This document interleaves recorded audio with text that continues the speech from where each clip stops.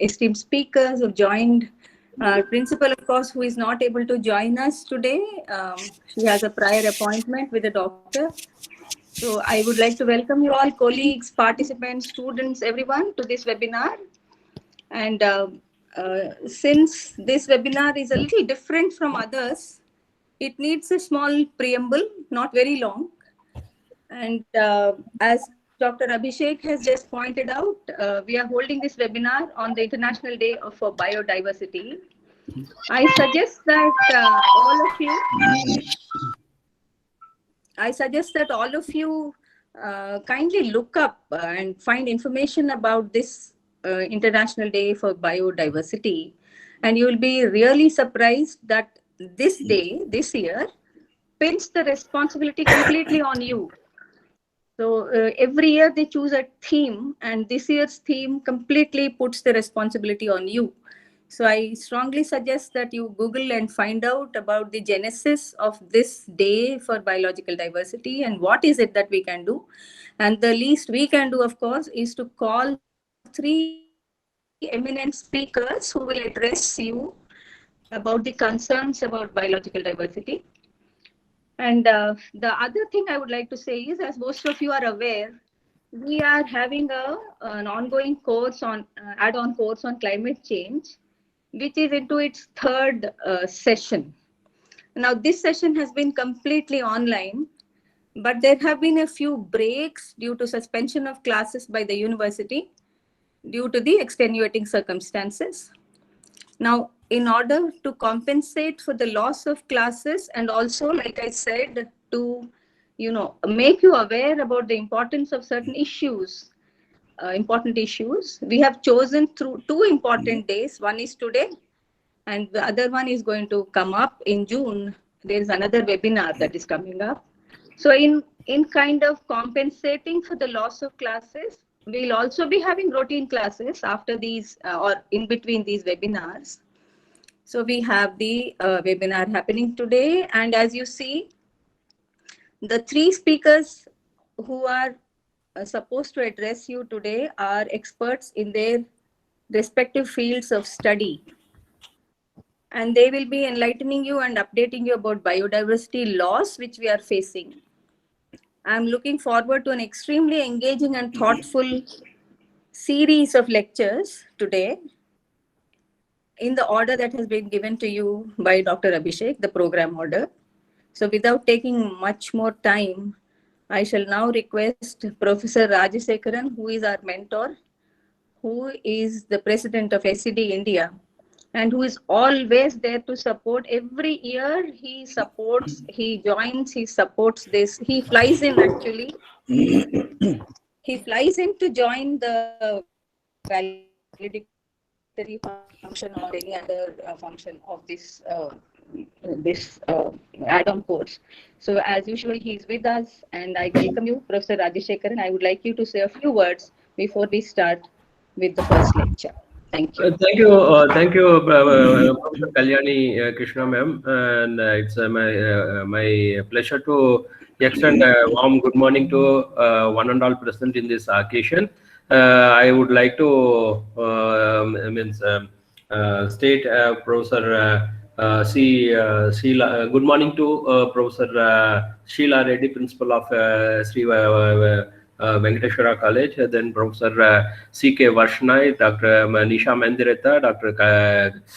Kandari, Dr. Kalyani, Dr. Abhishek, Pooja, Dr. Boja Gokhale Sinha, then faculty, staff members of SVC, scholars, students, and my dear colleagues of SED India, and participants, and the participants of our add-on course on this event. First of all, I would like to thank Professor Sheila Reddy, Principal Sri Venkateshwara College, for providing a good platform to organize this International Day for Biological Diversity in association with our Society for Environment and Development of India. As a president of SED India, it's my moral responsibility to welcome our guest speakers, Professor C.K. Varshney, Dr. Nisha Mendiratta, Dr. L.S. Kandari, in spite of their busy schedule, they are agreed to deliver a brainstorming lecture on this occasion. I would like to highlight about our society activity also at this juncture. That's Society for Environment Development Office India is popularly known as SED India, was founded in the year millennium year 2000 by an inspired group of scientists and social scientists, economists and engineers of India. SED India was founded as a non-governmental, non-profit consultancy and research organization. Hello. The SED India is an interdisciplinary research organization, and it's dedicated. It is dedicated for environmental, social, and developmental issues in the Indian subcontinent. SED India is a non-profit professional association registered under Societies Registration Act.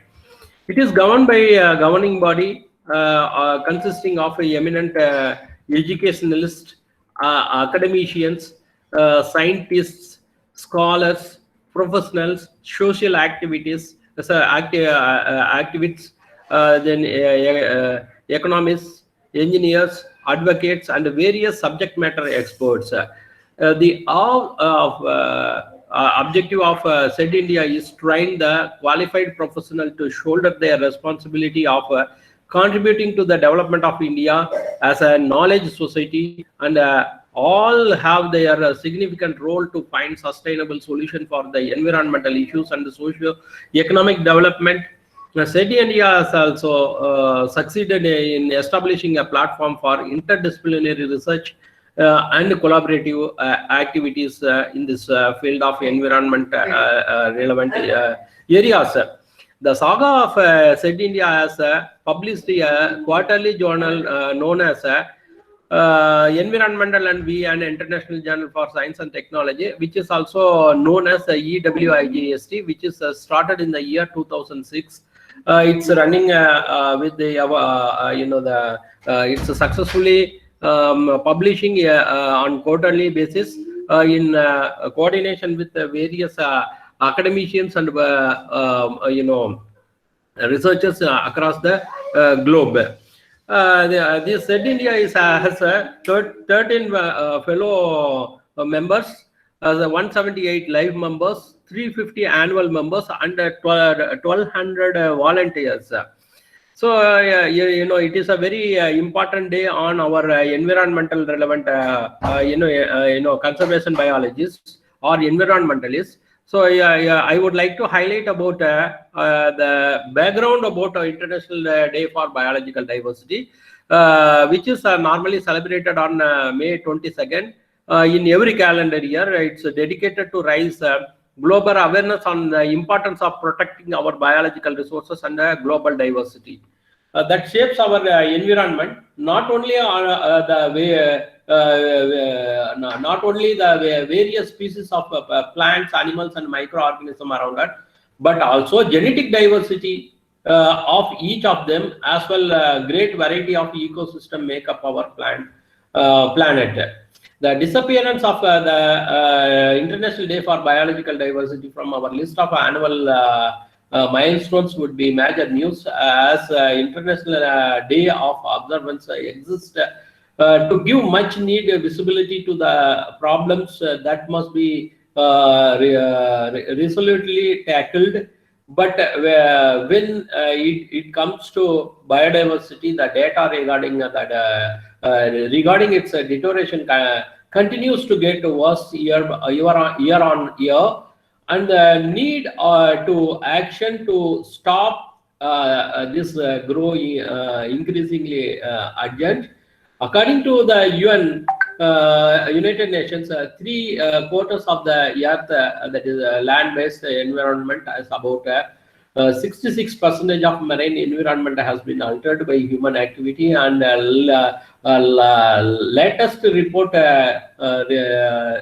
reveals that intra-governmental society policy platform for biodiversity and ecosystem service, IPBES, states more than 1 million animals and plants are at the risk of extinction is only once we realize we are a part of the solution, will be able to put a stop to damage that we are causing to the nature. So when you talk about this thing, our solutions are in nature, which served a reminder that biodiversity remains the answer for several sustainable development changes. India is one of the well-known mega diversity countries. 40% of our global diversity remains in India and China. India has major hotspots. Another highlight is 13 different. We have 13 different agroclimatic conditions. Has enormous biogenetic resources. It's our wealth and responsibility to find the solutions to protect the bioresources, our responsibility. On the occasion of this particular the event, we are arranged a set of lectures. I'm sure our expert lectures will be emphasize us and mold our social responsibility on management of our precious biological resources in a sustainable manner. I would like to also express my gratitude to Dr. Kalyani Krishna, Dr. Abhishek Chandra, Dr. Pooja Gokuleshina, and other organizing members for wonderful arrangements. Thanking you. Namaskar. Jai Vivita. Jai Hind. Thank you very much.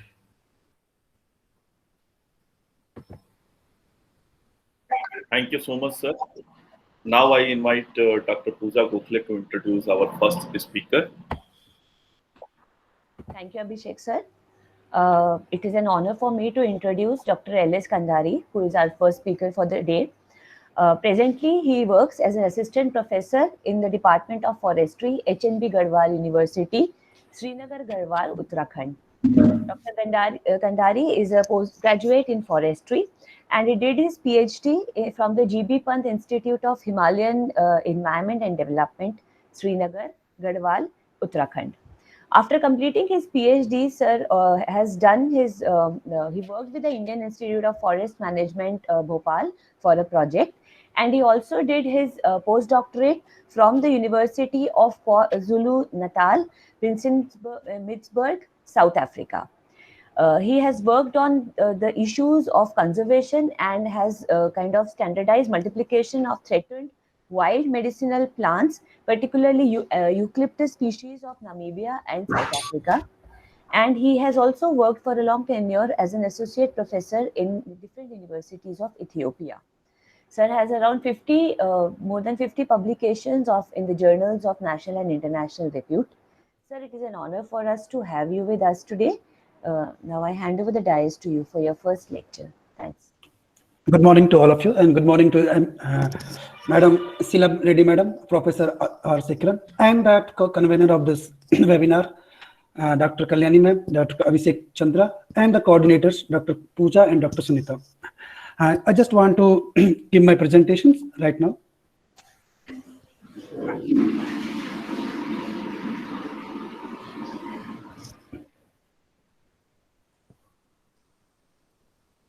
As we know that International Day of Biological Diversity falls on 2nd May. And the main aim of this day is to promote our biodiversity issues. And as Madam already told, the slogan of this year is to our solutions are in nature, right? Hello, is visible? Hello? Yes, yes. Visible? Yes. Yes, so, sir, it is visible. Yeah. So everyone is talking about the biodiversity, and a few decades ago, before we are talking about the sustainable use of our natural resources and how these natural resources can helpful to conserve our biodiversity. And if we protect our biodiversity, how it will affect the climate change issues. So I just want to link that natural resource management and climate change issues today. And as we know that from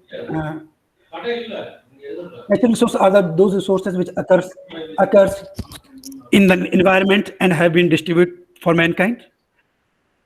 And also we can say natural resource is anything that is available in the nature and everyone can use without any cost. And the natural resource environment encompasses all living and non-living things that occur in nature is called natural resources. There are different definitions of natural resources. And these natural resources are also classified according to their uses, like on the chemical nature, abundance and availability, distribution, on the basis of origin, and on the basis of development. First of all, we discuss how natural resources can be classified on basis of chemical nature. Like inorganic resources means these resources, air, water, and metallic minerals. Organic resources includes plants, animals, microorganisms, and fossil fuels. Third one is mixed resources. This includes soil, which is an organic and inorganic resources. And now second one is classification based on abundance and availability of natural resources. Inexhaustible and exhaustible resources means inexhaustible resources are those resources which are present in unlimited quantities in nature and are not likely to be exhausted easily by human activities. And we can see the example like sunlight, air, and solar radiations, and all those things. And exhaustible are those resources which are likely to be finished by human use in the long term, like this petroleum, fossil fuels, and petroleum products. Exhaustible and these. And third one is distribution pattern of natural resources. And the natural resources also can be classified on their distribution pattern, like national resources. Means those resources which come from in a boundary in a country of or a region. Some are multinational resources. Those resources shared by more than one nation. Kandari, sorry to disturb you. Please make this thing in presentation mode, so it will be your PowerPoint presentation. Okay. It is, okay. Now, thank you. Yeah. So, and third one is international resources. Means those resources which are shared by different countries. Like sometimes we have national parks, and those boundaries, like Kruger National Park in South Africa, it is shared by two or three nations like Botswana, South Africa, and Zimbabwe. So some natural resources are international resources. Like you can say rivers like Brahmaputra and all Nile River in Africa. So these are international resources. So natural resources also can classify basis on their distribution pattern and on the basis of origins. There are two, we can classify basis on their origin, biotic and abiotic resources. Biotic resources are often formed such as biosphere, such as forest, animals, and all those resources. Abiotic resources are non-living things, and you can say land, water, air, and all those abiotic, all those things which we receive from the earth. And fifth one is, the fifth and last one is stage of development. Considering the stage of development, natural resources can be divided into potential resources. These are the resources that exist in the region and may be used in the future. Like petroleum is believed to be found in, it was in Ethiopia, but actual resources, these are resources that have been surveyed, their quantity and quality determined and are being used in different times. And on the basis of uses, we can classify the natural resources on 10 or 11 categories. Like there are 11 categories of natural resources, each one having several subtypes. Like geological resources means those which are found from the earth, or like minerals, gas, oil, rock, valleys, mountain, etc. Hydrological resources means underground water, surface water, or any other water from other sources. Atmospheric resources, it comes air and its temperature, rainfall pattern, sunlight, and all those things. Adiabatic resources means those resources which are we found from the soil, like different type of soil and their fertility, biological property of soil. And the fifth one is forest resources, all type of forest and any other natural growing plants. Crop resources, all crops, all cultivated crops and their potentialities. Seventh one is marine and aquatic resources, means plants, animal and mineral resources in the marine or other aquatic source of the world. Animal resources, animal friendly living with human beings. Wild animals means wildlife, all type of wild animals. Human resources, including different type of human population and their distributions. Micro resources, all type of different microbes which are useful and harmful to humankind. So these are different type of human natural resources. But then again, there is a point how we can use these natural resources, because these natural resources are abundant. But if we are not going to use them in a sustainable way, they will, somehow exhaust or with a limited period of time. So first of all, we have to know how to manage the natural resources. The objective of resource conservation, including conservation of clean air and water, is to manage our resource sustainably.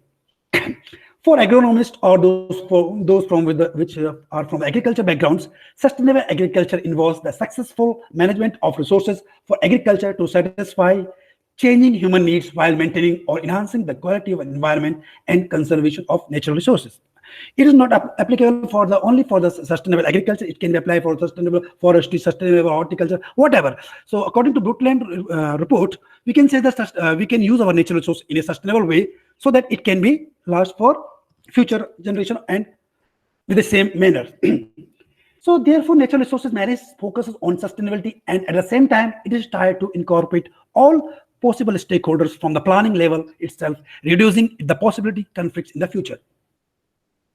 And the conceptual basis of integrated natural resources management has evolved in recent years through the convergence of research in diverse areas such as sustainable land use, participatory planning, integrated watershed management, etc.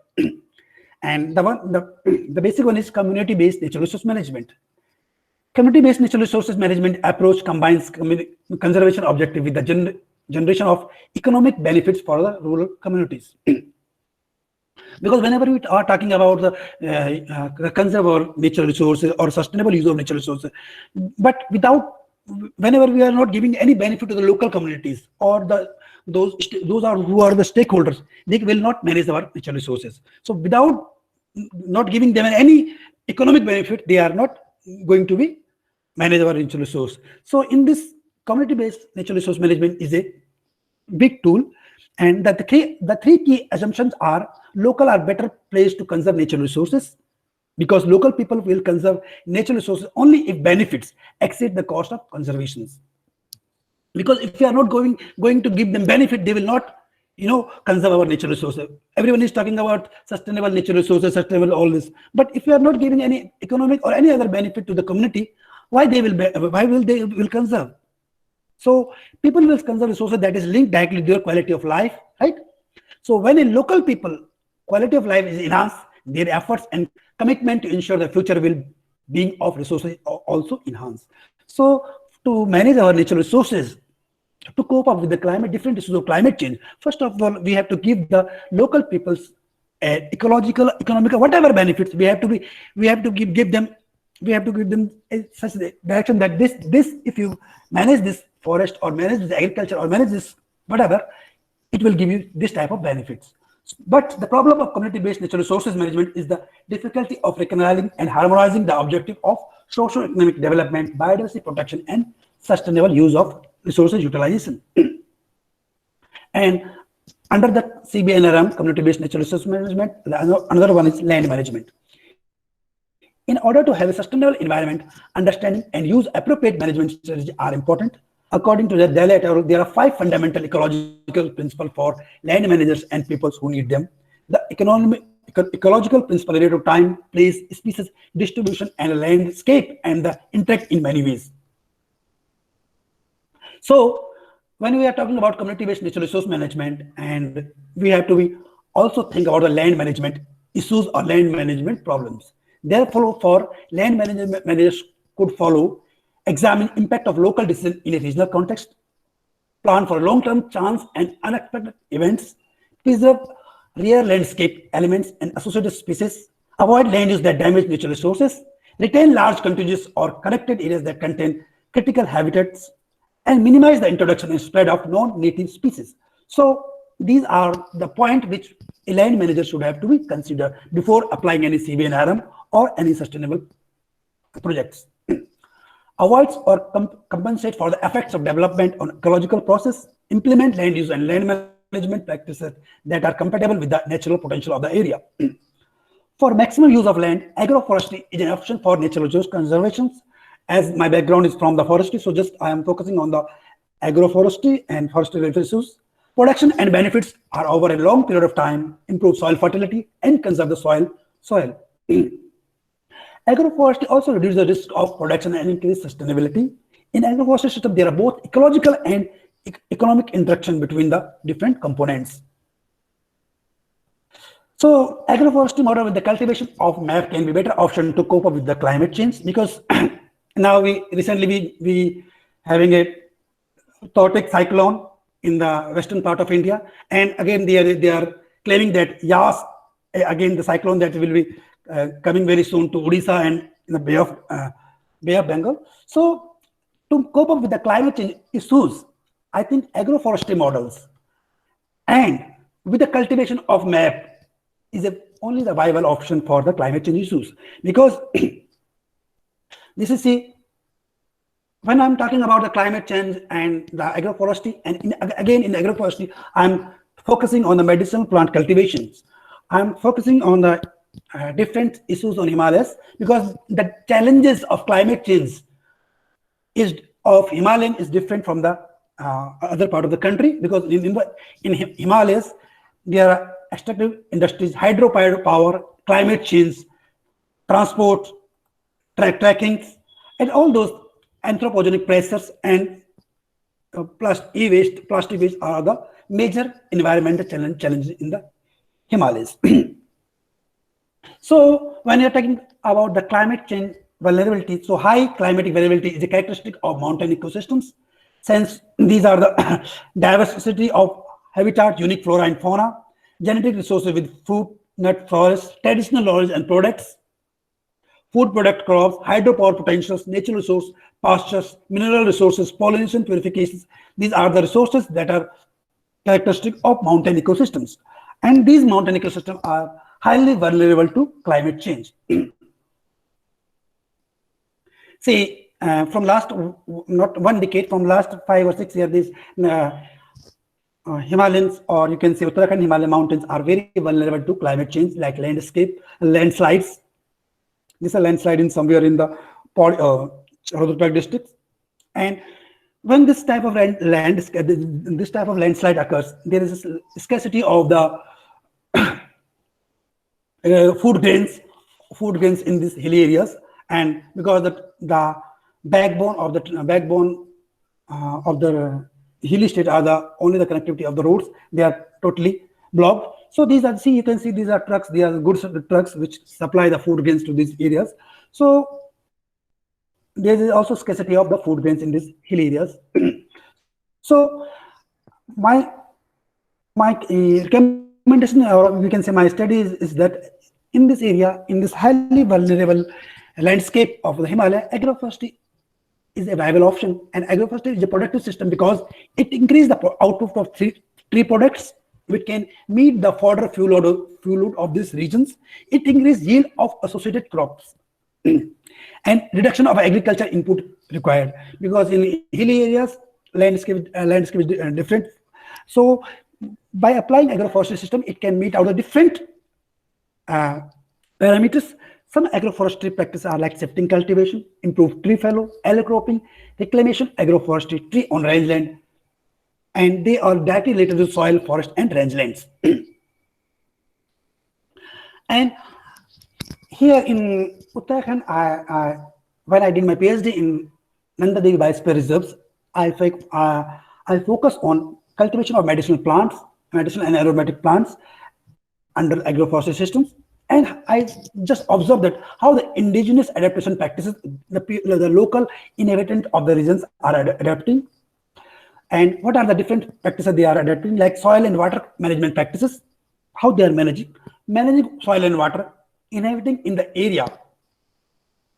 The individual inhabitations of local people, like they're having ST peoples like Bhotia tribes are inhabited of the area, and they are from long times. The indigenous people maintain traditional soil and water conservation management practices, including small scale dams, terraces, evaluating erosion and deposit process, sedimentation management technique, and system for classifying relations between soil and water for soil topology. So indigenous people of the hilly areas, and especially in the Nanda Devi Biosphere, the Bhotia communities, they having indigenous knowledge for managing of soil and water conservations. Mountainside terrace and irrigation systems, transforming mountainside into terrace for agriculture production with and without irrigations, strengthening agrobiodiversity, conserving agriculture diversity. The indigenous people cultivate corn using a range of land management practices based on agriculture and climate indicator, as well as local festivals. So the knowledge includes a system of classifying and zoning agricultural land use based on the biological characteristic of different crops. So, and vertical management of agroecological levels. Based on traditional knowledge of climate variability at different altitude, rural farmers identify areas for optional productions of specified crop and livestock varieties. Manage native and wild agrobiodiversity. Throughout, there is a long tradition of agricultural practices that conserve the natural diversity of crops, such as potato, quinoa, grain, squash, and fruits. Traditional mountain communities possess a rich knowledge of the genetic characteristics and varieties of each native crop and its wild relatives. Using this knowledge, the community applies selective breeding methods to increase the resilience of cultivated crops to variable environmental conditions throughout about the global climate change.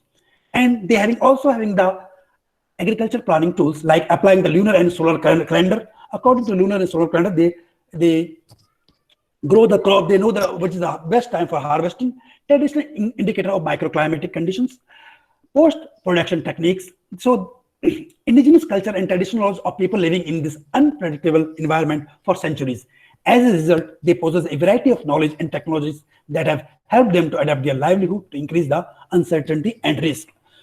Indigenous traditional knowledge has proven to be compatible with the scientific knowledge, and despite its local nature, it includes techniques that demonstrate great potential to meet the challenge of climate change expected over coming decades. See, you can see this landscape.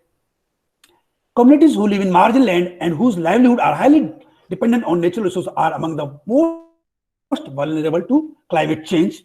Many indigenous and traditional people who have been pushed to the least fertile and most fragile land as consequence of historical, social, and political and economical exclusion are among those who are greatest risk. The potential impact of climate change on the livelihood and culture of indigenous and traditional communities remain poorly unknown. So that's the goal of IUCN report on indigenous people and climate change also are to improve the understanding of the potential impact of climate change on vulnerability communities and cultural their associated ecosystems.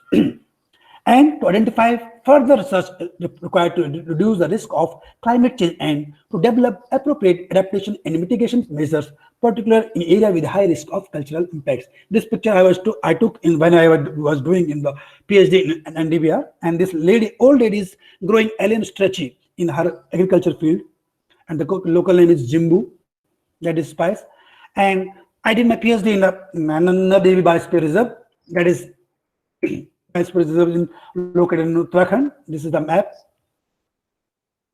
The total area of Nanda Devi Biosphere Reserve is 5,860.64 square kilometer, and out of this, their core zone is 770.50 square kilometer. There are two core zones: Nanda Devi Park, National Park, and Valley of Flowers. Buffer zone is 5,141.8 square kilometers, and as we know that in Biosphere Reserve, only human settlements are allowed in the buffer zone, and the altitudinal zone of this Biosphere Reserve is ranging from 1,800 to 7,807 meter above sea level, and the human population is 10,900 in all 47 buffer zone level villages.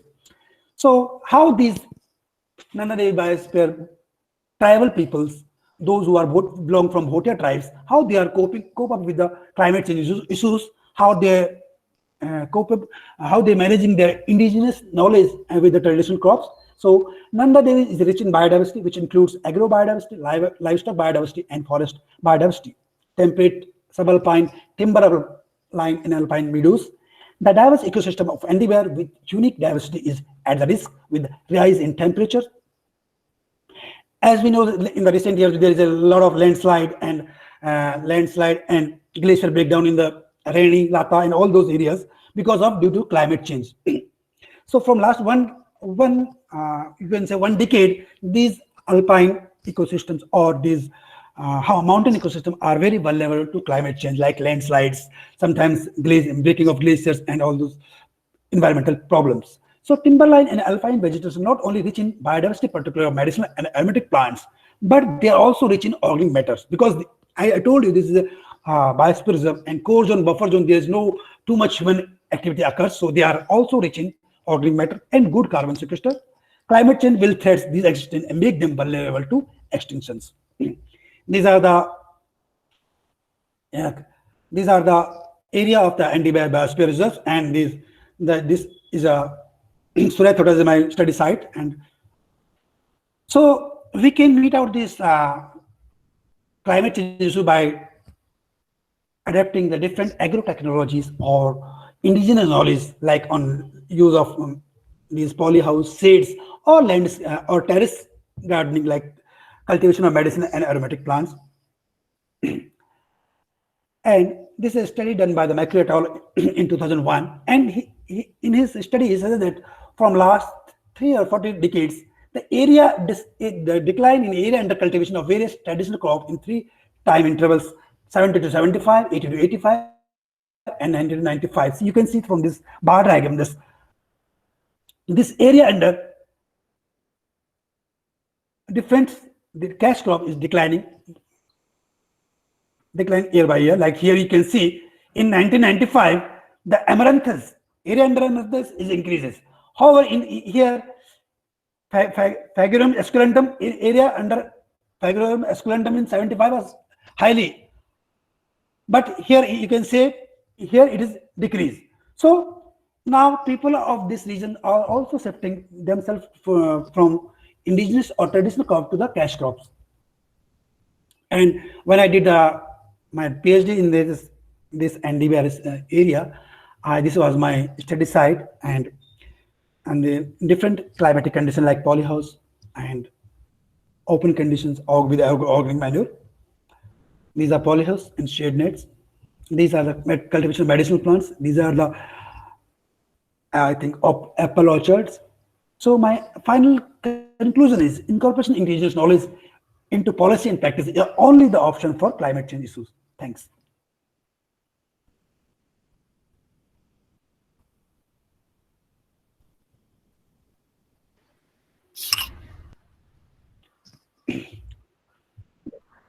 Yeah, thank you so much for the given talk. Now I invite to the participant to ask question to the Dr. L.S. Kandari.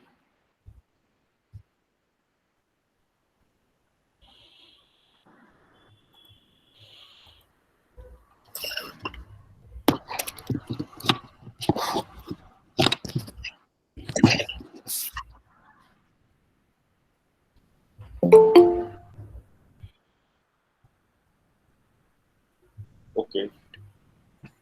There is no problem. You can ask the question later on. Dr. Kandari with us. And thank you, Dr. Kandari, for such an informative and delightful lecture on natural resource management and climate change. You highlighted agroforestry is the protective system, cultivation of the aromatic plants, impact of the climate change are NDBR. The way you are explaining such a complicated topic in a simple manner, so everyone will be easily understand. Thank you so much, Dr. Kandari. And our second speaker, Dr. Nisha Mendiratta, is already fine. So I invite Dr. Varshney to introduce the man. Ma'am, most welcome. Thank you, Dr. Abhishek. You are given to be your valuable time to us. Thank you. Yes, good morning to one and all, and good morning, madam. It's my immense pleasure to introduce about you. I take this opportunity to introduce our guest speaker to this forum, Dr. Nisha Mendiratta. She is serving as an advisor and associate to climate change program in Department of Science and Technology, Government of India, New Delhi. She pursued her post-graduation in agricultural physics at IRI, New Delhi. Then she pursued a postgraduate diploma in remote sensing at Indian Institute of Remote Sensing, Dehradun, and then completed her PhD on meteorology at CCS University, Meerut. She started her career as a scientist with Indian Institute of Remote Sensing. Then she moved to National Remote Sensing Agency, ISRO, Hyderabad, and then with the National Center for Medium Range Weather Forecasting department, which is now known as Ministry of Environment, Earth Sciences, and then with Natural Resource Data Management System with DST, and also serving as a advisor, scientist G and associate head climate change program. Dr. Nisha Mendiratta has focused her research areas with the following areas: microwave remote sensing applications for soil moisture estimation, crop characterization using satellite data, medium range weather forecasting and crop weather monitoring. And now madam is taking a very important role in climate change program at Department of Science and Technology, Government of India, and coordinating 2 national missions on climate change of the Government of India: National Mission for Sustainable Himalayan Ecosystem, and then National Mission for Strategic Knowledge for Climate Change. These 2 is very important to our Indian subcontinent's regulation of our biological resources. And apart from that, Dr. Nisha Mendiratta has played an important role to bring up female gender in science. That is, inserting a woman scientist scheme in the DST. Played a important role, and under her leadership, this program is also launched. I'm happy to invite our guest speaker to our audience to deliver a very important lecture on the occasion of International Day for Biological Diversity. Welcome, ma'am. Thank you. Thank you so much. Dr. Rajshekharan, Dr. Abhishek, the faculty members from Venkateshwara College, all the students and friends. It is a pleasure for me to be with all of you today in this very important occasion. And the seminar which you have planned, it's really one of the most important aspects being covered, considering the climate change and the sustainability areas. And I feel all the presentations which have been planned in this session is going to be very helpful for all the students. I have been coming to Venkateshwara College, Dr. Abhishek, Dr. Rajashekharan, and Principal Madam also. I think I had a very, very pleasant interaction with them. Even in the last year I was there. And I was very pleased to see the kind of enthusiasm which all the students were having in knowing the areas, in knowing the scientific aspect. It is very nice, and all youngsters should have this urge to know more and more about it. So without telling more, I will straight away come to my topic, and I hope it is going to be little useful for the students. And I would love to have interaction with them after the end of my session. So that is what I'm telling him, everyone, Dr. Abhishek. At least 1 or 2 students should come forward, because DST also would like to know that in what manner they are trying to capture, and they would like to dovetail into their studies. And I'm just sharing my presentation, and just help me in doing it. It is present now. Let me share it. Sharing option is Dr. Abhishek. At the bottom, it's present now. Right hand side. Present now. Okay. Yes, ma'am. Present now. Window. Okay. Yeah, it's there. First, you open your slides, ma'am, and then go for It is come? Yes, ma'am. Yeah. Yes. Yes, ma'am. So I'll just try it. Yes. It's seen by everyone, no? Yes, I'll just minimize it. Yes, ma'am. Yeah. So, okay, friends. The topic I have chosen is because I had a discussion with Dr. Abhishek, and he told me that it would be nice if I mention about the role India is playing in terms of climate change and sustainability aspect. So accordingly, I have made certain things which I would be sharing with you. And there are many more things, but considering the time constraint, I have limited certain aspect in my presentation. And if anybody is interested later on, they can get in touch with me. So the title I have chosen is SMT Issues in Climate Change, and country's response towards sustainable pathways. Here I would like to mention that along with climate change, I am also looking for Vice Kiran Division of the Department of Science and Technology now. These are the two responsibilities assigned to me by the department. And Women program is one of the most important program in our country. Students, girls, especially girl students, I would like to interact with them later on if I really feel so, with the woman girl student of the college. Dr. Abhishek, we can take it forward next time. Yeah. Yes. Ma'am, ma'am, 1 minute, madam. Make your presentation mode, madam. The full It's not screen. presentation. So presentation is appearing. You know, the PowerPoint that is right side, the bottom right side, you will be finding inverted umbrella-like structure. There you click, madam, it will give full screen mode. Right side. Bottom right side of your this thing. Near the comments, there is one. near the notes and comments section, and the last icon on the right, towards the right. Let me see. It is in more options. Full screen, is it full screen?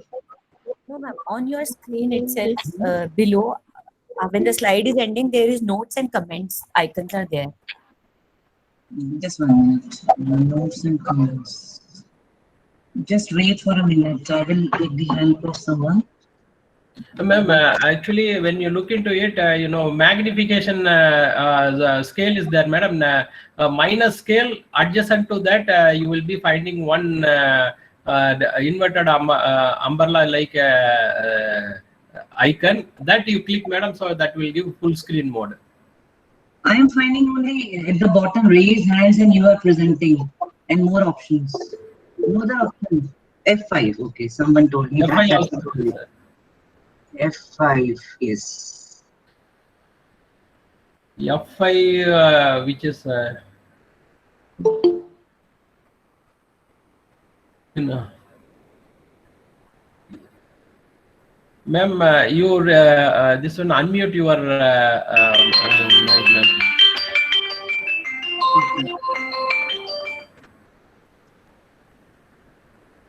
there.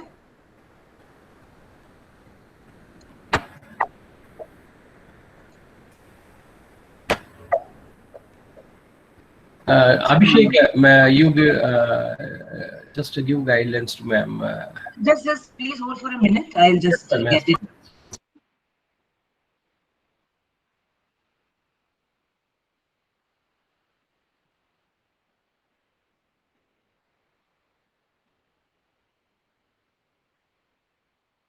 Yeah, Dr. Akhilesh sir is also joined.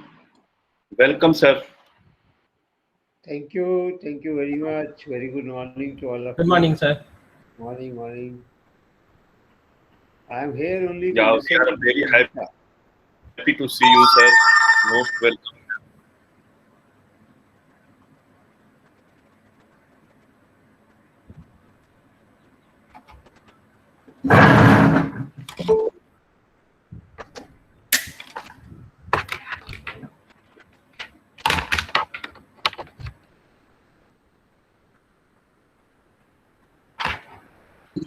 Hello, Abhishek, is it coming now?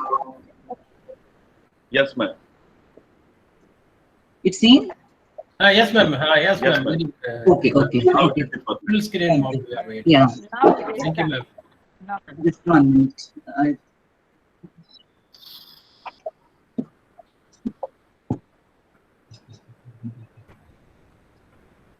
Yeah, this one. Yeah, I would like to welcome Dr. Akhilesh Gupta, who is heading 3 divisions in the department. And I'm so happy that he's here to encourage all of us.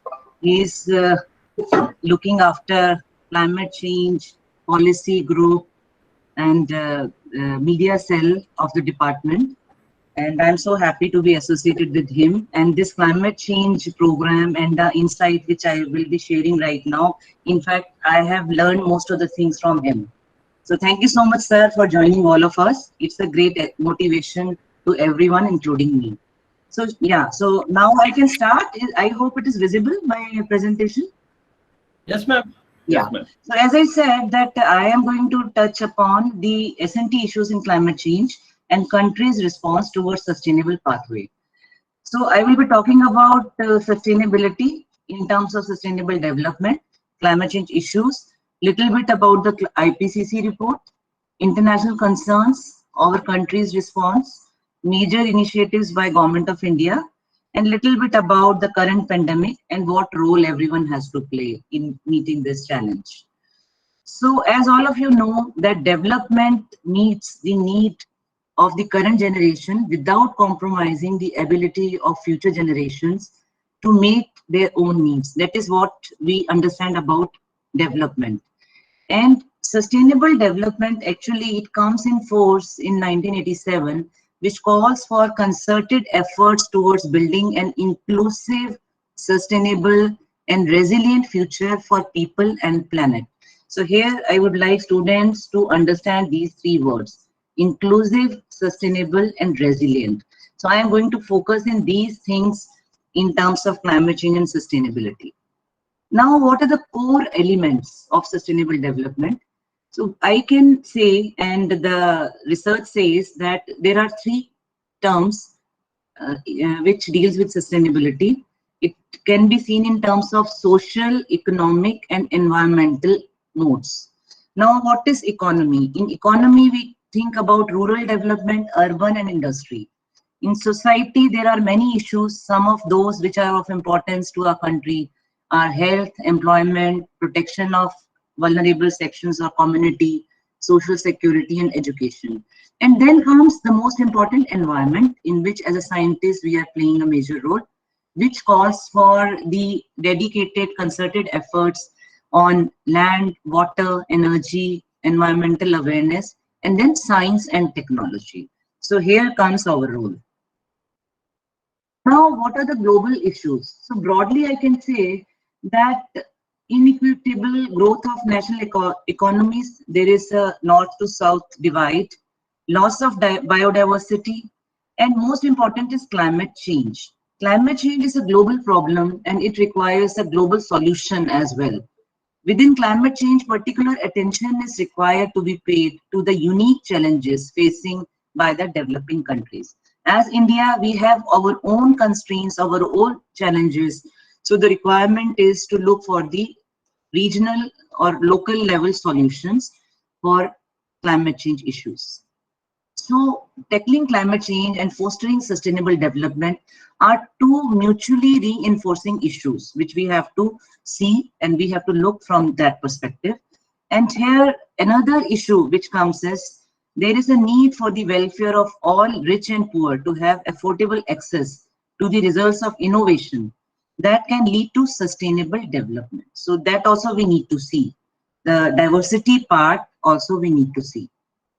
Now coming to the goals, I will not talk more on it because all of you know there are 17 goals which were given by UN in the agenda.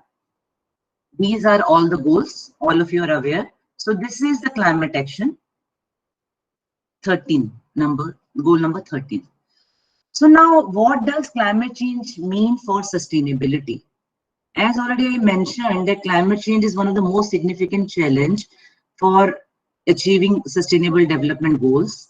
And all of you might be knowing that International Panel on Climate Change, it is an international body which is working towards generating or compiling information all across the world.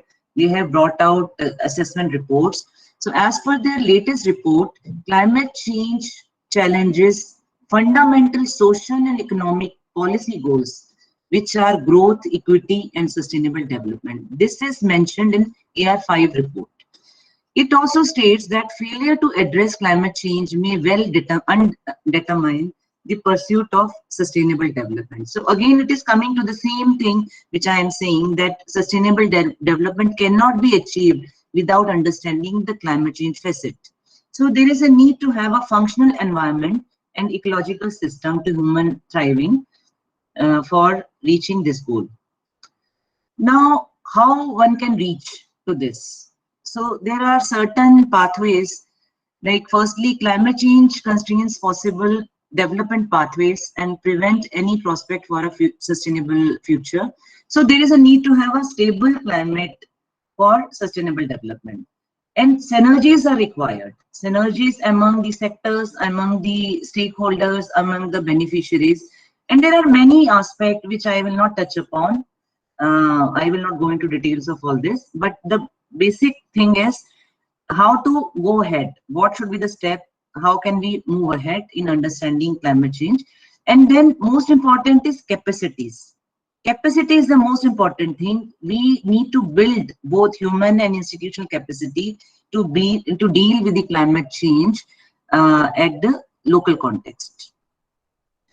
Now, what are the risks from climate change which are linked with the sustainability part?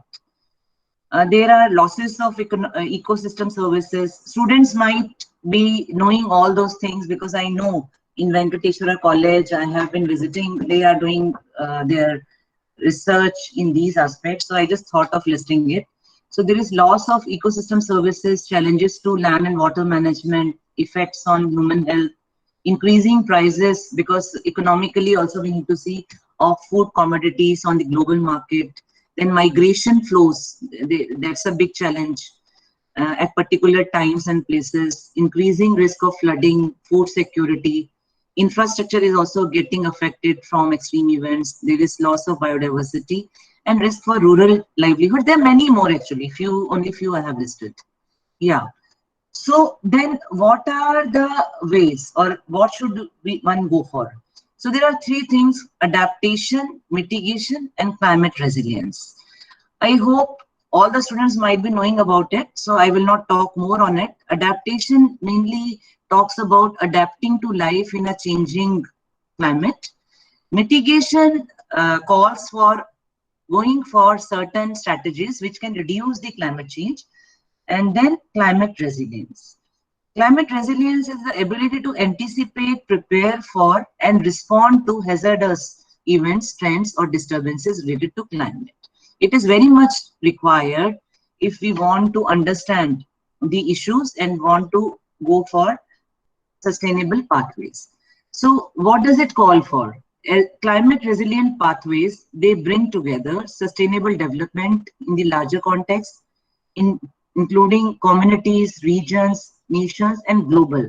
So you see the scale. If we are going for climate resilient pathways, we are going from micro to macro scale. So that should be the way, that should be the strategy, and policies need to be brought together in order to take the knowledge which are at the local level, which are important for the vulnerable community, and which should go to the regional level, to the district level, to the state level, to the country level, and then we should share that at the international level as well. Climate change effects as threats to sustainable development and responses to reduce any effects that would undermine future development and even offset already achieved gains. Why these things are needed? Now that is another question, why it is required. So already I have given you answer for that why resilient pathway is required for achieving sustainable development. Now this data I just picked up only to give a connection, a link to the latest report which has come up on Sustainable Development Goal 2019. I am not going to talk about all, so only I would like to all of you to pay attention to this part because we are talking about climate change. Already 186 parties have ratified the Paris Agreement on Climate Change, and all have communicated their first nationally determined contributions, INDC. I don't know whether students know about NDC, but I will explain you in my next slide about it. So only I want all of you to know that there is a Paris Agreement which is very famous on climate change, in which already many countries are participating, and it is towards achieving sustainability in considering the climate change challenges faced by the world. Now, national policies have also been developed. So I want you to just pay attention to these two things. Now, I am coming to the next part of my presentation, which talks about broad issues and challenges which are faced and how we are planning to tackle through climate change science. All of you are already knowing the most important parameters which are getting affected by adverse effect of climate change. There is a global temperature rise. Earth's average temperature has already risen approximately by 1 degree centigrade since last century, 19th century. Glaciers are retreating worldwide, and there is a sea level rise, which is evident from the data.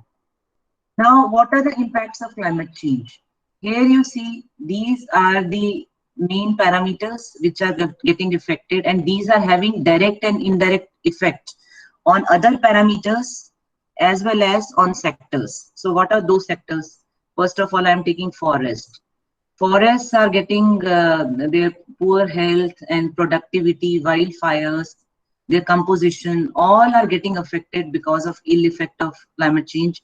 Coastal areas, erosion of beaches, inundation of coastal lands, and protection of coastal communities is also a bigger issue. They are under threat. Agriculture is getting impacted very badly. There is decline in crop yields, irrigation demands are increasing, and many more are there actually here. Regarding this poultry and other things are also getting affected. Then water resources, water supply, quality, competition, and again here water management related issues are being seen by the relevant ministries. Then species and natural areas. Here loss of habitat and species, cryosphere, diminishing glaciers, and the list is again little lengthy, but I have just picked up these things. And health. Health is the most important aspect which all of us are facing even during pandemic. So pandemic has added to the climate change aspect as well. Like it's raining from past 2-3 days non-stop. So you can really make out the linkage of weather, pandemic, and many more things, which now we have to see in totality. So health is weather-related mortality, infectious diseases, air quality, respiratory illness. So this is again a concern, big concern, which our country is facing very badly. Like these are the two small examples I just picked up just to share with all of you. Paris submerged by flooding of river. You see, this is the Eiffel Tower, how it is submerged. It was in the year 2016. Here you see the polar bear, how he's struggling to be here and because of shrinking of ice cover in Arctic Circle. So these are only one or two things. There are many more. Yeah. So what is the future of climate change predicted by IPCC? So it says that human influence has been detected in warming of the atmosphere. And as already I told you, there are changes in climatic extremes. But if human activities continue in the same manner, that global mean temperature will rise from 1.7 to 4.8 degree.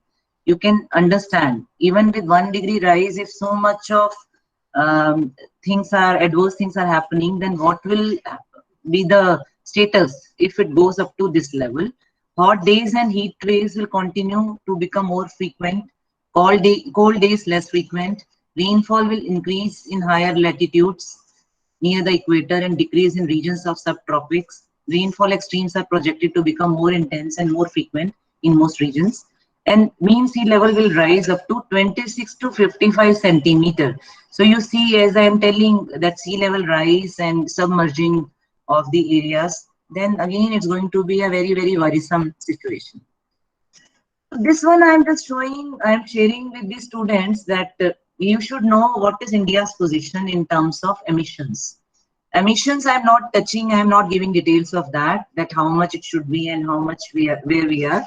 But I think this is worth sharing that India ranks third in CO2 emissions following China and USA. You see, our per capita emission may not be that much, but when we see the overall emission share, so India is again coming in top 5. Now, because all of you are students of environment, so I just thought of giving you a little feel that how much emission is from which sector. That also need to be looked upon. Maybe you can utilize this aspect in your respective studies. So this is one sample which I picked up from a study carried out by Terry. It talks about CO2 emission from food sector. So you see, this is a countrywide comparison. Here it shows that production related to CO2 emission, India is only 0.1 compared to US, 2.2. So there are different explanation for this rise, but I will not tell it right now. But you can say that India is very, very careful in terms of consuming food and also not wasting it as compared to the developed countries. So you can have this idea very well, and you must take care of this issue in your day-to-day life also. Now from the solid waste also you see, average rate of recycling, India is in the top position, but emissions from the waste, India is again, it's good that it's at 4 in rank, in the range. And again, USA is at the top in waste cycling also. Now from transportation again is another area, because when we are talking about sustainability, so these are the main important sectors which we need to take care of. They should be e-waste. So passenger transport also, India is ranking as 16. It is in terms of gram per passenger kilometer, and USA again is showing the highest range. And then coming to the construction material. So here actually this is one of the aspects which is contributing to environment, degradation of environment and climate change. It is the most significant aspect, I feel. So here you can see that India, this is India, and this yellow peach bar is US. So in terms of aluminium, cement and steel, again, where are we? And look at the other countries. This is between India, Japan, EU and US. This comparison is between these two countries. So this was the second part of my presentation, which I share with all of you. Now coming to the third section of the talk, which talks about the international efforts and India's response and various programs. As I mentioned that UNFCCC, I didn't mention about UNFCCC, I mentioned about IPCC, which is an outcome of UNFCCC. It is a United Nations Framework Convention on Climate Change, which is an international environmental treaty started in 1992. And Paris Agreement, of course, I told you. Now I will tell that what is the goal of Paris Agreement, what was the main outcome of this agreement, which was drawn in the year 2015. So the main goal is to set up a long-term temperature goal to substantially reduce the risk and impact of climate change. So the goal was set to increase the global average temperature to well below 2 degrees centigrade above pre-industrial levels. So friends, this is a very important goal which has been kept in mind while drawing this Paris Agreement. And then the most important is the effort should be to limit the increase to 1.5 degrees centigrade. This is more important. And India is working towards meeting this goal by drawing various policies, programs at the national level and also at the state level. Here, communities are also playing very important role. So in 2017, India had signed this Paris Agreement along with more than 170 nations. So all of you should know about it. So we are the party to this agreement. We signed in the year 2017. And till now, 187 countries have ratified the Paris Agreement. So we are one among this big workforce working towards meeting the Paris Agreement. So this I wanted to just share with all of you how happy people are when this agreement was taken on board. And it is a great achievement and great step towards towards combating the climate change all over the world. Yeah. So now coming specific to our role in participating in the Paris Agreement and how we are planning to do it. So this is the final section which I'm going to tell now. Now, as already I said that India has signed and it requires reducing GHG emissions and going for adaptation to climate change. So already I mentioned with you adaptation, mitigation, and climate resilient pathways. So all these we have to incorporate in terms of reducing our emissions. The second point is again more important, that India has prepared nationally determined contribution, which we call as NDC. All countries are requested to make their own contributions, how they will move towards contributing to the Paris Agreement of reducing emissions. And then UNFCCC had asked them to make NDC. We call it NDC. Earlier it was INDC. Now it is termed as NDC. So India's NDCs are confining to these three aspects. So you can just look into these green bullets. Mitigation to reduce emission intensity, to create carbon sink, and to promote adaptation to climate change. These are the three things which we have given for NDC. But there is a list of all NDCs. There are 8 sectors which all of you can see. And if required, I will share with Dr. Abhishek. You can also have a look on that. But out of 8, these are the 3 things which we have taken up. Now, how we have moved further? Though we took this pledge, but we started working on it from 2010 onwards. Government of India has asked states to prepare and update their state climate change action plans. So here again, I would like to say that, as I said, that the strategy to reach sustainability should be from communities to region to nation and then to the globe, worldwide. In India, we have tried to create a nexus between center and state. So the central ministries, they are working in the national missions, national program. At the same time, the states all across the nation, all across the country, they are also asked to prepare their own climate change action plans. So now we have got 2 kinds of plans. One is National Action Plan on Climate Change, which we call NAPCC, in which ministries are working. And second one is State Climate Change Action Plan, in which all the states are participating. They have already made their action plans. I think that was in 2010 or so, the first plan was made. And now they are asked to update and come out with the second version. So this is what I think most of you might be knowing, but it is very important to know. Then further to this, apart from Government of India, adaptation funds have also been built, and NABARD is working for that. And there are many more partners, private partners who are working in this goal, in meeting this goal, which are World Bank, ADB, UN agencies, SDC, DFID, GIZ, many more. And there is Green Climate Fund, GEF, Fund Mitigation and Adaptation Projects. There are many more things. I am just listing only few here. So as I said, NAPCC is dovetailing the Government of India's initiative. It was launched in the year 2008 by Prime Minister's Council on Climate Change. It provides sharper focus on the requirement and interventions to be addressed by climate change at the national level.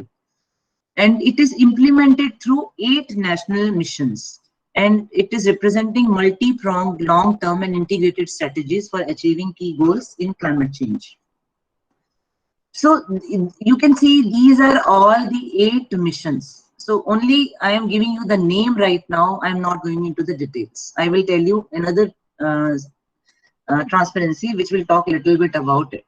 Solar mission, energy efficiency, sustainable habitat, water mission, National Mission for Sustaining the Himalayan Ecosystem. This is the only location-specific mission which is talking about generating knowledge and understanding the ecological vulnerable Himalayan system. And this is the mission for Green India and National Mission for Strategic Knowledge on Climate Change, which will provide overall information linking with all other 7 missions. So here I am happy to share that these 2 missions, NMSKCC and NMSHI, out of the 8 missions are being handled by DST, and we have done remarkable achievement, which I think we will be happy to share if required in any other moment. But in addition to these 8, 2 more missions are also added now. One is the coastal mission, which was reviewed yesterday by Ministry of Environment and Forest. We were part of it. We are part of many like executive committees in which these the review of these missions are being done. So that is also a good thing, in which we are, all the ministries are working in an integrated manner. And one is on health, climate change, national mission on health, impact of climate change on health. That is also added. These are the 2 new missions which have been added in this basket. So I am just moving ahead now. So I just want to give you a feel, because students should be knowing that as per the NDC target, which I said that we are confining to 3 goals now, what are the things which NAPCC is doing and what is the progress made so far? So these are the targets: 40% non-fossil based power capacity by 2030. This is basically with solar mission. Until now, 35.86 of power capacity based on renewable resources have been met. So we have almost achieved this one. Second target is to reduce the energy intensity of India's growth by 33 to 35% by 2030. And the comparison level is 2005. This is being handled by National Mission under National Mission on Enhancing Energy Efficiency. And here you can see that intensity has been reduced by 21% as compared to 2005. This figure is 2014 actually. It might be more now. I will just change it. And third one is create carbon sink of 2.5 to 3 billion tons of carbon of the emission through additional forest and tree cover. So this is very important for all of you to understand that what is the strategy Government of India is adopting through the Ministry of Environment and Forest. So it is expected that 50 to 60% of the required goal has to be met, right? So they are on the job, it is being done. Sorry. Now I am just taking other target as well. These 3 we have taken up. There are many more. Most important target, or it is actually action, is towards adaptation for building climate resilience in vulnerable sectors and regions of the country. This particular aspect is handled by missions, various activities under the mission NMC, NMSA, water resource. Yeah, there is one more mission on sustainable Himalayas. Yeah, this is sustainable National Mission on Sustainable Himalayas, which is again dealt by Ministry of Environment and Forest. This is DST's mission. And NMSKCC is another mission of DST, which is working very actively towards building capacity, as I said, human and institutional both, create domestic framework and international collaborations for improving climate, S&T and R&D. We have already made collaborations with 2 countries. One is with Switzerland. We have a bilateral program, Indo-Swiss program, in which we are trying to look into the vulnerability aspect. We have brought out various reports. You can visit DST site and you may find the information in that. And along with that, with US also, we have developed a very, very important and popular program, which was Fulbright Kalam Climate Change Fellowship. It is Indo-US Fulbright Kalam Fellowship, in which many doctoral and postdoctoral students got fellowships. They are associated with the institutions in US. And it is again a very, very promising, and we are already in line with the discussion with the German counterpart. Already one MOU have been signed. So NMSKCC is doing tremendous progress at national and international level both. And in the country already we have spread all across the country. There are more than 600 institutions on board, and more than 1,200 scientists are working with climate change program of DST. And now coming to SAPCC, SAPCC is again implemented by the state, and the few dedicated 25 special climate change centers have been set up by DST under our 2 missions, and they are working to prioritize adaptation and mainstreaming the adaptation decision making, considering the local requirement of their states. So this is another aspect which is moving towards meeting the NDC target. Now I'm coming to almost to the end of my presentation. Here we are talking about the overall goals, what nation is doing, what international panels are doing. But as a responsible citizen of the country, we also have to play an important role in meeting these sustainable aspects. So how we can do? There are certain things which I am just trying to showcase here, in which all of us also need to play role. There should be conservation of natural resources, which is very important. They are depleting and we need to conserve. That is, and we need to manage appropriately so that it can be used by our future generation as well. So as I said, the emissions from different aspects, food and transport and many more things. So we need to see that there should not be wastage of food, there should be proper utilization of water and all kind of resources. Energy sector, we should not waste energy. Like sometimes we put on lights, AC, everything on. So like these are small things all of us understand, but there is a need to understand, and not only at the national level, but at our daily life level also, that how we can contribute towards conserving the natural resource. Then green energy pathways, zero carbon footprints, green buildings. So we need to look into all those things. Biofuels, non-renewable energy sources are also very actively taken up at different levels. Many policies have already been adopted by government. So we need to see from that mode. Transportation mode, here you have to play a role, that go for public transport or carpools. But anyhow, in today's environment, this is not existing. So you have to be within 4 walls of your home. So transportation mode is not applicable in today's context. But yeah, we need to take care of this. Proper waste disposable, no plastic and environmental friendly packaging should be there. Afforestation and climate resistant crop varieties.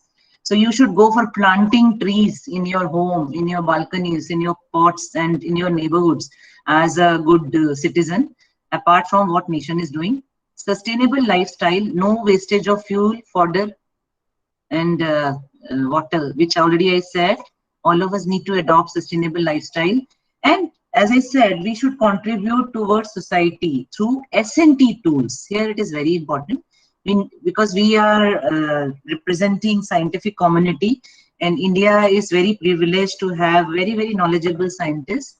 They have full information available, but there is a need to join hands to understand what kind of technology who is having at the individual level and also at the institutional level. And then it should contribute towards the benefit of the society. That is what we need to look at. All our programs should move towards the community. Unless and until we consider that part, our job is not done fully. If we are just like developing tools and techniques and not seeing that how it is helpful, how it is making mark to the common man, then it is not foolproof in a way. So we have to contribute towards Atmanirbhar Bharat, local to vocal campaigns to combat climate change and the pandemic. Now this is my last slide, which talks about India's strategy, which I mentioned, to evolve a development path that is ecologically sustainable. So thank you so much, everyone. So my talk is over. Over to you, Abhishek. Yeah, thank you so much, ma'am. And now it is the open for the interaction session with the Dr. Nisha. If any query from the participants. Good morning, ma'am. Yeah, but first introduce yourself, then I'll be happy. Yes, ma'am. I'm Nabinita Ghosh, an environmental science student pursuing postgraduate from Central University of Punjab. Right. Ma'am, in your... Yes, ma'am. Please come on video. I would like to have eye-to-eye contact. Yeah, that will be much more better. Yeah. Hello, Good ma'am. morning, Nita. Yeah, please go ahead. Nice to Ma'am, see you. nice to see you too, ma'am. Ma'am, in your presentation, as you showed through a graph, that India is in third position in per capita emissions. And so, ma'am, I just superficially concluded that whatever steps we are taking, will that not be overpowered by the population? Because as you said, that per capita emission as compared to USA is far less in India, but it still stands in the third position, because what I concluded is because of the population. So ma'am, whatever steps we are taking, will those steps be useful, and will they have any powerful impact on giving a positive response to the climate change, provided that we have such a population where a good fraction is not much aware of the climate change aspect, or is not bothered much, and is not ready to bend their lifestyle to do something for climate change? Ma'am, I would like to know your views. Yeah, thank you, Navanita. Very important thing you have asked. In fact, you have asked the crux of the whole issue in which policies are made. So India is in third position, as I said, in totality. But when we see per capita, there is another figure which talks about per capita. In that, we are far below. Maybe around 100 or so, we are in that position. Exact thing I will see and share with all of you. But here, one thing which I want to say, that you might have seen that slide which is showing as compared to other developed countries. You have seen that slide, no? As compared to other developed countries, especially US and Europe. So there, the population is less as compared to India. But the way they have their lifestyle, so they that which is contributing more towards the emission. But Indians are very, very careful. We are not doing that way. We are very, very judgmental, and we are very, very careful, because already we are not having much resources in hand. And we have a very diversified group. We have rural people, we have urban people, and there are many marginal, the range is quite wide, I would like to say like that. And moreover, the geographical location also, if you say of our country, we are having different ecological zones. If you see the problems in north, those are different from south, and likewise, India is a very diverse country, even in terms of weather. Yeah. So in US, another thing which I find is that technologically also they are having a very strong because they are very good in modeling. They have got all kind of information readily available to them. Their citizens, they just send it to their citizen, the information. I know even a farmer in US or in Europe, no, they are so well equipped with the information that if there is going to be a rainfall for next 5 days, immediately he will be knowing, and he will plan his advisories accordingly, his management strategies. But in India, we are still to reach that stage. Though we are doing many things, though there are many organizations who are into this job, but still, if you see energy sector also, as I mentioned about green pathways. So that also, India is moving forward. All people are trying to adopt the sustainable ways in terms of energy sector. We are moving towards renewable energy, this biogas, everything you might be knowing. All those chulhas, because I have seen in rural areas, now that is more popular, this biogas and other things. But we are making our stand, we are moving forward, and government is very, very alert. They are putting their investment into all this. And as I said, even private players are also there. So all are doing united effort. But when it comes to the overall assessment at the country level, so as I said, there are many challenges which India as a country has, which other developed countries are not having. But it doesn't mean that if India is doing whatever contribution, as I said at the end, that's why I made that slide, that not only at the country level, but at the individual level also, everyone has to play a role without seeing that what impact it is making, in which position we are. Everyone is contributing, and I think we are doing a good mark. I hope I answered to your question. Definitely, ma'am. Thank you.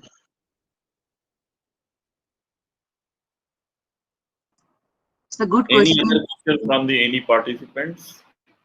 They should come forward. Where are students? Ask them to switch on their video at least.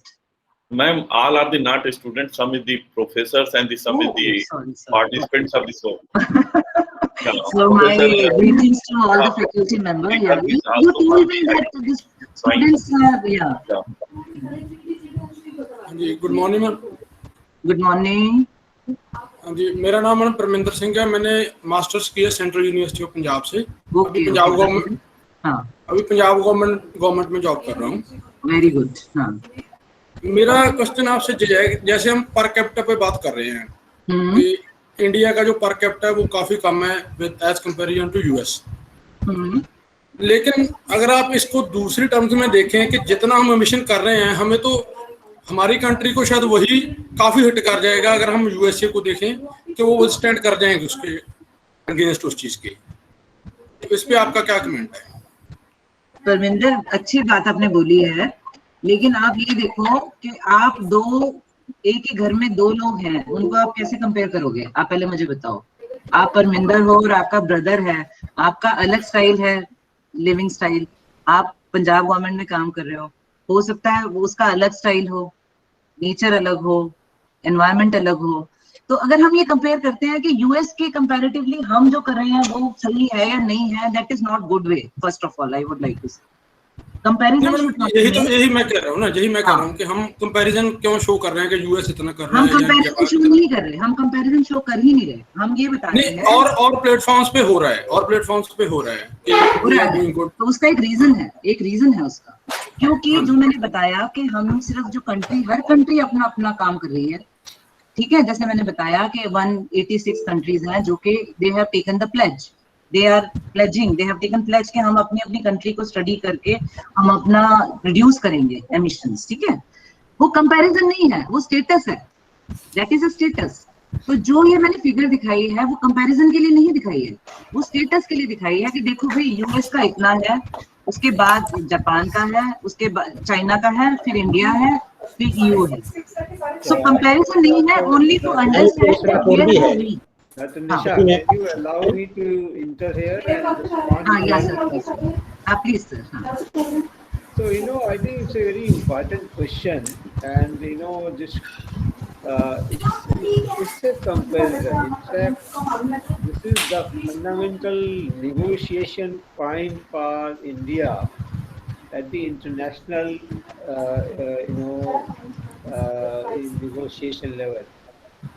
And you please understand, the entire world works with equity.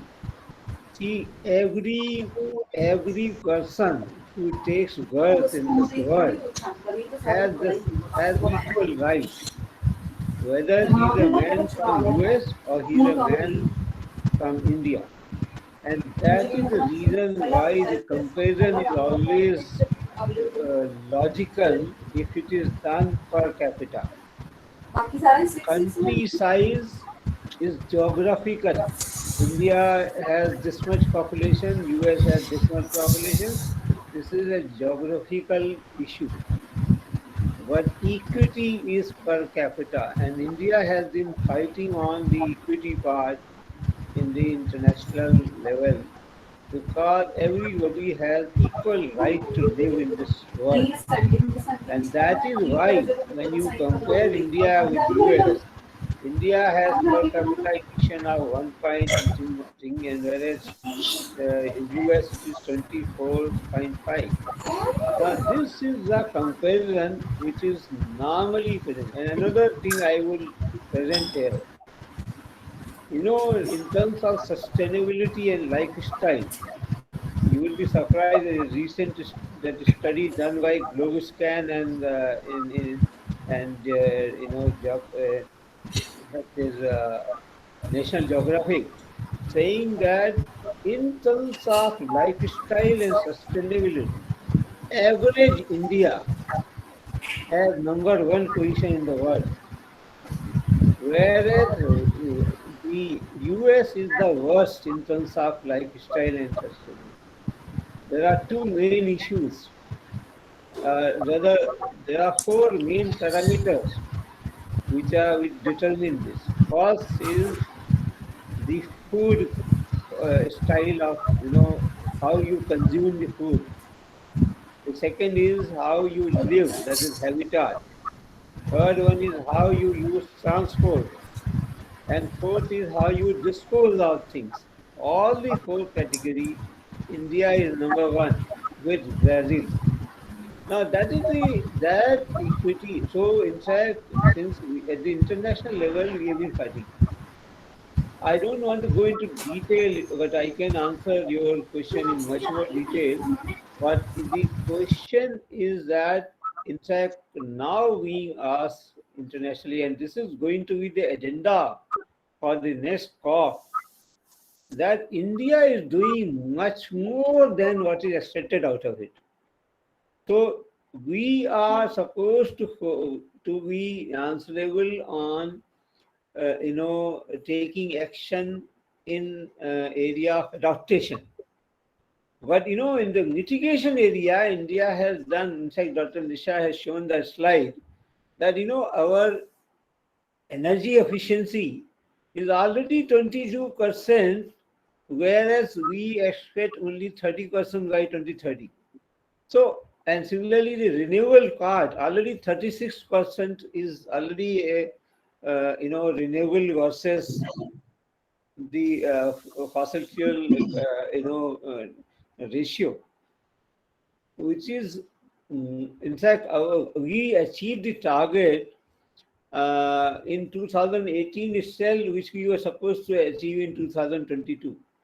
So what it shows, important point is that India is doing much more than what is expected out of it, even as per the NDC that it has submitted. India is the only country in the world out of the 5 countries which has shown that its actions are well within the 1.5 degrees centigrade increase of temperature by end of the century. Only 5 countries have done. India is among those 5. So the action at the mitigation and adaptation both are in fact more than what is expected from India. And that is why this is going to be crucial meeting, the Glasgow meeting, November 2021 this year, is going to be very important. I'm not going to detail why it is so important, but the critical meeting where the commitment periods are going to start, and these commitment periods are going to be significant in terms of. So it is all other countries except India. If you look at those large economy, US is going far worse than what is supposed to do. China is doing much worse than is supposed to do. Even the European countries are not doing very well. So considering the large population that India has, and considering the national goal, I think Nisha showed the last slide, and let me elaborate on the last slide, that India's emission or mitigation policy is unique in the world. Since I am the author of that, so I can tell you why it is unique. India did not and never argued for cutting the emission. It has always argued that India will go for creating a better efficiency, so that a better with the same level of energy efficiency, you can reduce the emission, or what is called the bring a directional change in the emission. Instead of cutting the emission, you create better efficiency. So anyway, I think I'll stop here, and sorry I intervened here. Thank you. Thank you so much, sir, Yes, sir. for giving such valuable information. Yeah, it was a great. मैं भी बोलना चाहता हूँ कुछ. हाँ, लेकिन मैं पहले बोलना चाहूंगी कि बहुत अच्छा क्वेश्चन किया था परिंदर ने, and all of us were enlightened with the thought process which Akhilesh sir has given to us, and it is giving a great feel that comparison is required. What he was saying, that comparison is needed so that we can understand that where are we. और अब ये जो corp का sir ने बताया, corp की जो interventions हैं, those are very important. हम लोग पार्टिसिपेट करते आ रहे हैं since it started in the year 2015. Corp 21 से we are participating, and अब का कॉप बहुत इंपॉर्टेंट होगा. और I want to add here that एक कमेटी भी बनाई गई है AIPA, which is apex level committee to understand how much we have done to meet Paris, to meet the target set up by Paris Agreement. So Government of India has made that AIPA committee. We are also member of that, जिसमें सारे ministries ने NFPCC में क्या क्या काम किया. जैसे sir ने बताया कि we need to reduce and we are in far better position as compared to other countries in meeting the target. So I hope by the end of this year we will be able to give good input to UNFCCC in terms of meeting the target. Yeah, over to you, please. Ma'am, comparison भी जरूरी है. जब तक हम comparison नहीं करेंगे तो हम कैसे अपने आप की जो कमियां दूर करेंगे. जैसे अखिलेश सर ने बताया, सोलर विजन है तो इंडिया का मेक वर्ल्ड में सबसे बढ़िया हमारा चल रहा है जो हमने अचीव किया है. तो कंपैरिजन से हम अपनी कमियां दूर करेंगे. वो हमारे को ब्लेम करते हैं जो डेवलप कंट्री हैं, हम ज्यादा मिशन करते हैं, हमारी पॉपुलेशन ज्यादा है, बट पर कैपिटा जब हम कंपेयर करते हैं तो उनसे बहुत कम है हम. Really, हम लोग इम्प्रोवाइज भी करेंगे और उनसे आगे भी चलेंगे. That is also one thing which we are doing. Yeah, thank you. हाँ मैम, मैं भी कुछ बोलना चाहता हूँ. हाँ जी, बोलिए. तो सबसे पहले तो आप सभी का आभार. आज अंतर्राष्ट्रीय बायोडाइवर्सिटी डे भी है और मैं भोपाल से बोल रहा हूँ और मैं हिंदी में ही बोलूंगा क्योंकि मैं यहाँ अटल बिहारी वाजपेयी हिंदी विश्वविद्यालय का छात्र हूँ. और कोई बात नहीं. मेरा यही कहना है कि ये आपका जो जलवायु परिवर्तन के लिए हम इतनी बड़ी बड़ी बातें कर रहे हैं, इतनी कॉन्फ्रेंसेस हो रही हैं. अभी 22 को जब विश्व पृथ्वी दिवस था तो मैंने यही बोला था कि 50 साल तो हमको मनाते हुए हो गए. इसके बाद भी अभी हम बात कर रहे हैं और 50 साल के बाद भी हम यही बात करेंगे कि भाई ये हम क्यों ना कुछ इस तरह का काम करें कि ये डे ही हमको मनाने की जरूरत ना पड़े. और ग्रास रूट लेवल पे हम देखें तो हम सॉल्यूशन की कभी बात नहीं करते, हम विकल्प की कभी बात नहीं करते हैं. जैसे मैं एक छोटा एग्जांपल दूंगा चूंकि मैं ग्रास रूट से जुड़ा हुआ हूँ. जैसे पॉलीथीन का हम बहिष्कार की बात करते हैं, भाई पॉलीथीन अच्छा नहीं है, लेकिन जिस चीज को हम 30-40 साल से हम यूज कर रहे हैं और उसको 1-2-4 महीने में 1-2 साल में हम उसको कैसे उसको हम खत्म कर सकते हैं और उसका विकल्प क्या है, सस्ता विकल्प जो है वो आसानी से उसको हम उपयोग कर सके. इसके बाद दूसरा मैं बोलूंगा कि जो ट्राइबल कम्युनिटी है, जैसे आप मिटिगेशन की सर बात कर रहे हैं कि भाई जो ट्राइबल कम्युनिटी जो है वो लिमिटेड संसाधनों में रहती है. मैं पातालकोट वाला एरिया में काम करता हूँ जहाँ भारिया ट्राइब है, जिसके पास कभी पंखा भी नहीं मिलेगा, जिसके पास कभी बाइक भी नहीं मिलेगी, जिसके पास कभी गाड़ी भी नहीं मिलेगी. जैसे अभी हम कंपैरिजन की बात कर रहे हैं कि दूसरे देशों से हम कंपैरिजन करें, तो हम दूसरे देशों से क्या, पहले हम अपने देश के अंदर ही कंपैरिजन करें ना. कि अब यहाँ सब लोग एसी लगा के यूज कर रहे हैं, एक घर में 4-4 गाड़ियां आपको मिलेंगी. इतनी सारी चीजें होने के बाद भी यदि हम अपनी यही इन चीजों को थोड़ा सा देखें और उनको थोड़ा सा करें, क्योंकि ये जो कोरोना काल का जो 1.5 साल का समय हमने देखा है, क्योंकि आपदा में ही हमको अवसर मिलते हैं, तो जो 1.5 साल का जो समय है इसमें आप हमारी नेचर को देखेंगे, कितनी हमारी पूरी प्रकृति ने सारी चीजों को एकदम सही कर दिया है. जिसमें आप क्योंकि आपदा हमको बहुत कुछ सिखाती है. तो हमारी नदियां बिल्कुल साफ हो गई हैं, हमारे सारे जो वन हैं हमारे एकदम बिल्कुल सही हो गए हैं.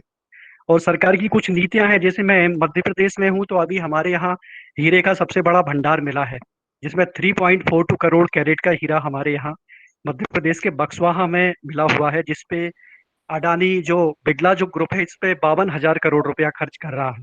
पैसा तो अलग चीज है, हीरा भी अलग चीज है, लेकिन इसमें जो है लगभग 2,15,000 इसमें पेड़ों को काटा जा रहा है, जो हमारे लिए क्योंकि धरती के जो लंग्स हैं वो हमारे जंगल ही होते हैं, क्योंकि जंगल सिर्फ पेड़ नहीं होता, पूरी बायोडाइवर्सिटी होती है, पूरा एक फॉरेस्ट इकोसिस्टम होता है. तो इस तरह का हम क्यों ना अपने स्तर पे कुछ हम जिस स्तर पर हैं वहाँ इस तरह की चीजें हम करें. क्योंकि हम बात दूसरे देशों की तो कर रहे हैं, भाई इंडस्ट्रीज है, पर कैपिटा कार्बन का एमिशन इतना हो रहा है, इतना यहाँ हो रहा है, लेकिन हमारे यहाँ की जो पॉलिसी, चूंकि मैं एक्टिविस्ट हूँ और हमने एक ट्विटर ट्रेंड भी चलाया था जिसमें तकरीबन पूरे भारत से, नेपाल से काफी लोग हमारे इसके लिए समर्थन कर रहे हैं। तो चूंकि इसमें स्टूडेंट भी जुड़े हैं, तो मैं मतलब मैं चाहूंगा और मेरी इस मंच के माध्यम से आपके थोड़ा अपील भी करना चाहूंगा कि इस तरह की यदि गतिविधियां हमारे देश के अंदर होती हैं, जंगलों को काटा जाता है, विकास के नाम पर यदि विनाश का कोई इस तरह की रणनीति सरकार की बनती है, तो आप जरूर जरूर अपोज करिए, जरूर उसके विरोध कर अपने स्तर पर करिए किसी ना किसी रूप में। क्योंकि बड़ा दुख है हमें कि इस तरह का सब नीतियां सरकार बनाती है। एक तरह जैसे हमारे एमपी में जैसे सतपुड़ा टाइगर रिजर्व को एक वर्ल्ड हेरिटेज साइट में इंक्लूड किया है, और पचमढ़ी बायोस्फीयर रिजर्व है, अमरकंटक बायोस्फीयर रिजर्व है, इस तरह के रिजर्व बनाते हैं और दूसरी जगह आप यहाँ जंगलों को कट कर रहे हैं आप, तो ये नीति थोड़ा सही नहीं है। तो आनंद, आप बिल्कुल सही कह रहे हैं, बिल्कुल सही आपने इशू रेज किया कि एक तरफ तो हम बात करते हैं कि हमें सस्टेनेबिलिटी की तरफ जाना है, हमें एक कोऑर्डिनेटेड वे में मूव करना है, और दूसरी तरफ वो कोऑर्डिनेशन की कमी है। मेरे ख्याल से ऐसा नहीं है कि इंडिया कहीं पीछे है, भारत कहीं पीछे है। यहाँ जितने हमारे, जैसे मैंने बताया कि काफी ऑर्गेनाइजेशंस हैं जो कि नेक्सस, जो मैंने बताया था एक अपनी प्रेजेंटेशन के बीच में, कि हमें मिलजुल के काम करना है। पहली बात, मिलजुल के काम करने में क्या है कि सबसे पहले इसके 3 स्टेप्स आते हैं। सबसे पहले कि क्या प्रॉब्लम्स हैं, क्या इश्यूज हैं, क्या कंसर्न्स हैं जो कि इसको बढ़ावा दे रहा है, जलवायु परिवर्तन को बढ़ावा दे रहा है। और वो जो इश्यूज हैं वो हमें अलग अलग स्टेजेस पे देखने हैं, कि पूरी कंट्री के इशू और स्टेट के इशू और कम्युनिटी के इशू। तो आप ये देखिए कि हमें 3 स्टेप्स पे काम करना की जरूरत है अभी। एक तो है कि इंस्टीट्यूशनल लेवल, जो मैंने बताया, जो पॉलिसी की बात करेगा, ये अंडरस्टैंड करेगी कि पॉलिसी क्या होनी चाहिए, पूरी भारत की पॉलिसी क्या है, स्टेट की पॉलिसी क्या है। जैसे आप बता रहे हैं भोपाल मध्य प्रदेश में, और ऐसे हमारे काफी फ्रेंड्स और अलग जगह, पंजाब से जैसे परमिंदर ने बताया, तो ऐसे हर स्टेट की अलग अलग इश्यूज हैं। अगर हम नॉर्थ ईस्ट में देखेंगे तो वहाँ फॉरेस्ट्री है, अगर हम कोस्टल साइड में देखेंगे तो कोस्टल एरिया है जो हमें ध्यान देना है। आपदा की आपने बात करी, आपदा से तो पूरी कंट्री जूझ रही है। अगर आप नॉर्दर्न एरिया की बात करोगे तो अभी ग्लेशियर का कितना रिट्रीट हुआ। तो ऐसे हमारी कंट्री इतनी सिंपल नहीं है, issues there are complicated issues. पहली बात तो हमें ये समझना होगा। दूसरी बात हमें ये समझना होगा कि अगर हमें कुछ बनाने हैं, स्ट्रेटेजीज बनानी है, और जो आपने ये इशू उठाया और बिल्कुल सही उठाया कि हम लोग बातें तो करते हैं लेकिन सॉल्यूशन नहीं दे पाते हैं, आपने ये कहा जो बहुत सही कहा। और मैं यहाँ ये बताना चाहूंगी कि गवर्नमेंट और मिनिस्ट्रीज जिससे हम लोग बिलोंग करते हैं, हम लोग इस बात को, इस मुद्दे को काफी हायर लेवल तक लेके गए हैं। और अब ये बात हो रही है इंटरनल कोऑर्डिनेशन। अभी मैं आपको रिसेंट एक एग्जांपल बताऊंगी, और I will request doctor Akhilesh also to add on, कि अभी जो ये ग्लेशियर हुआ, ये उत्तराखंड वाला, उस समय आई थिंक एक ही रात में, जिस दिन ये हुआ था, जिसमें इतनी सारी हमारी प्यारे लोगों की जानें गई, तो गवर्नमेंट ने एकदम से एक दिन के अंदर एक इंटर मिनिस्ट्रियल पैनल बनाया। और वो सिर्फ कन्फाइन नहीं था कि क्या हुआ वहां पर, दे वांटेड टू नो कि एग्जैक्टली क्या हुआ, कहाँ प्रॉब्लम हुई, क्यों वो जो सारा का सारा एकदम से इतना हैंडल नहीं हो पाया जो आउटबर्स्ट था, और क्या हम कर सकते हैं। तो यहाँ पे जो रोल आया वो आया ये ministry of this earth sciences का, जो डेटा प्रोवाइड करता है, department of science and technology का, जो कि साइंटिफिक सॉल्यूशन देखता है, हमारे ऑर्गेनाइजेशन है Wadia institute, department of space जो कि सैटेलाइट बेस्ड डेटा उन्होंने बताया कि उस एरिया में क्या प्रॉब्लम हुई थी, और फिर सबसे इंपॉर्टेंट एनडीएमए, जो ये management, disaster management department, and there were many more in the line, water resources were also there. तो इस तरह से इमीडिएट कुछ घंटों में ही ये एक बनाया गया, इमरजेंट सॉल्यूशन लिया गया। उन्होंने उस एरिया में जाके, जो बाढ़ ग्रस्त एरिया था, स्पेशल हेलीकॉप्टर लेके पूरी साइंटिफिक टीम वहां पहुंची। हमारे पास डीएसटी के पास रिपोर्ट आई, गढ़वाल यूनिवर्सिटी के एक प्रोफेसर हैं, आई थिंक डॉक्टर सुंदरलाल, उन्होंने with in 2 days provided report to us. Wadia institute की टीम वहां पे गई, एनडीएमए ने अपना किया, और इस तरह से कोलैबोरेटिव वे में पहले इश्यूज को खंगाला गया कि क्या इश्यूज हैं। Within 4-5 days it was done. फिर अभी हमारी पार्लियामेंट्री स्टैंडिंग कमेटी की मीटिंग एवरी ऑल्टरनेट डे होती है, जो डॉक्टर अखिलेश ने बहुत अच्छे से उनको बताया स्टडी करके कि हाँ ये प्रॉब्लम्स हैं और हर डिपार्टमेंट अब क्या सॉल्यूशन दे सकता है, तो हर कोई अपना सॉल्यूशन दे रहा है। अब यहाँ सेकंड स्टेज आता है कि कम्युनिटी, एक बार हम क्लियर होंगे साइंटिफिक इश्यूज क्या है, फिर हम सॉल्यूशन प्रोवाइड करेंगे। वहां पे आएगा टेक्नोलॉजी का रोल, तो टेक्नोलॉजिस्ट आएंगे और फिर छोटे छोटे इनोवेशंस बनाए जाएंगे जो कि मे बी एनजीओ के थ्रू और लोकल कार्यकर्ताओं के थ्रू लोगों तक पहुंचाया जाएगा और वहां पे लोकल लोग भी काम करेंगे अपना। तो मतलब जो इंडिया की प्रॉब्लम्स अलग हैं और यहाँ पे डाइवर्सिटी होने के कारण हम लोग सब को थोड़ा चैलेंज आता है, बट इसका ये मतलब नहीं है कि हम सॉल्यूशन ड्रिवन अप्रोच की तरफ नहीं जा रहे। We are going towards that.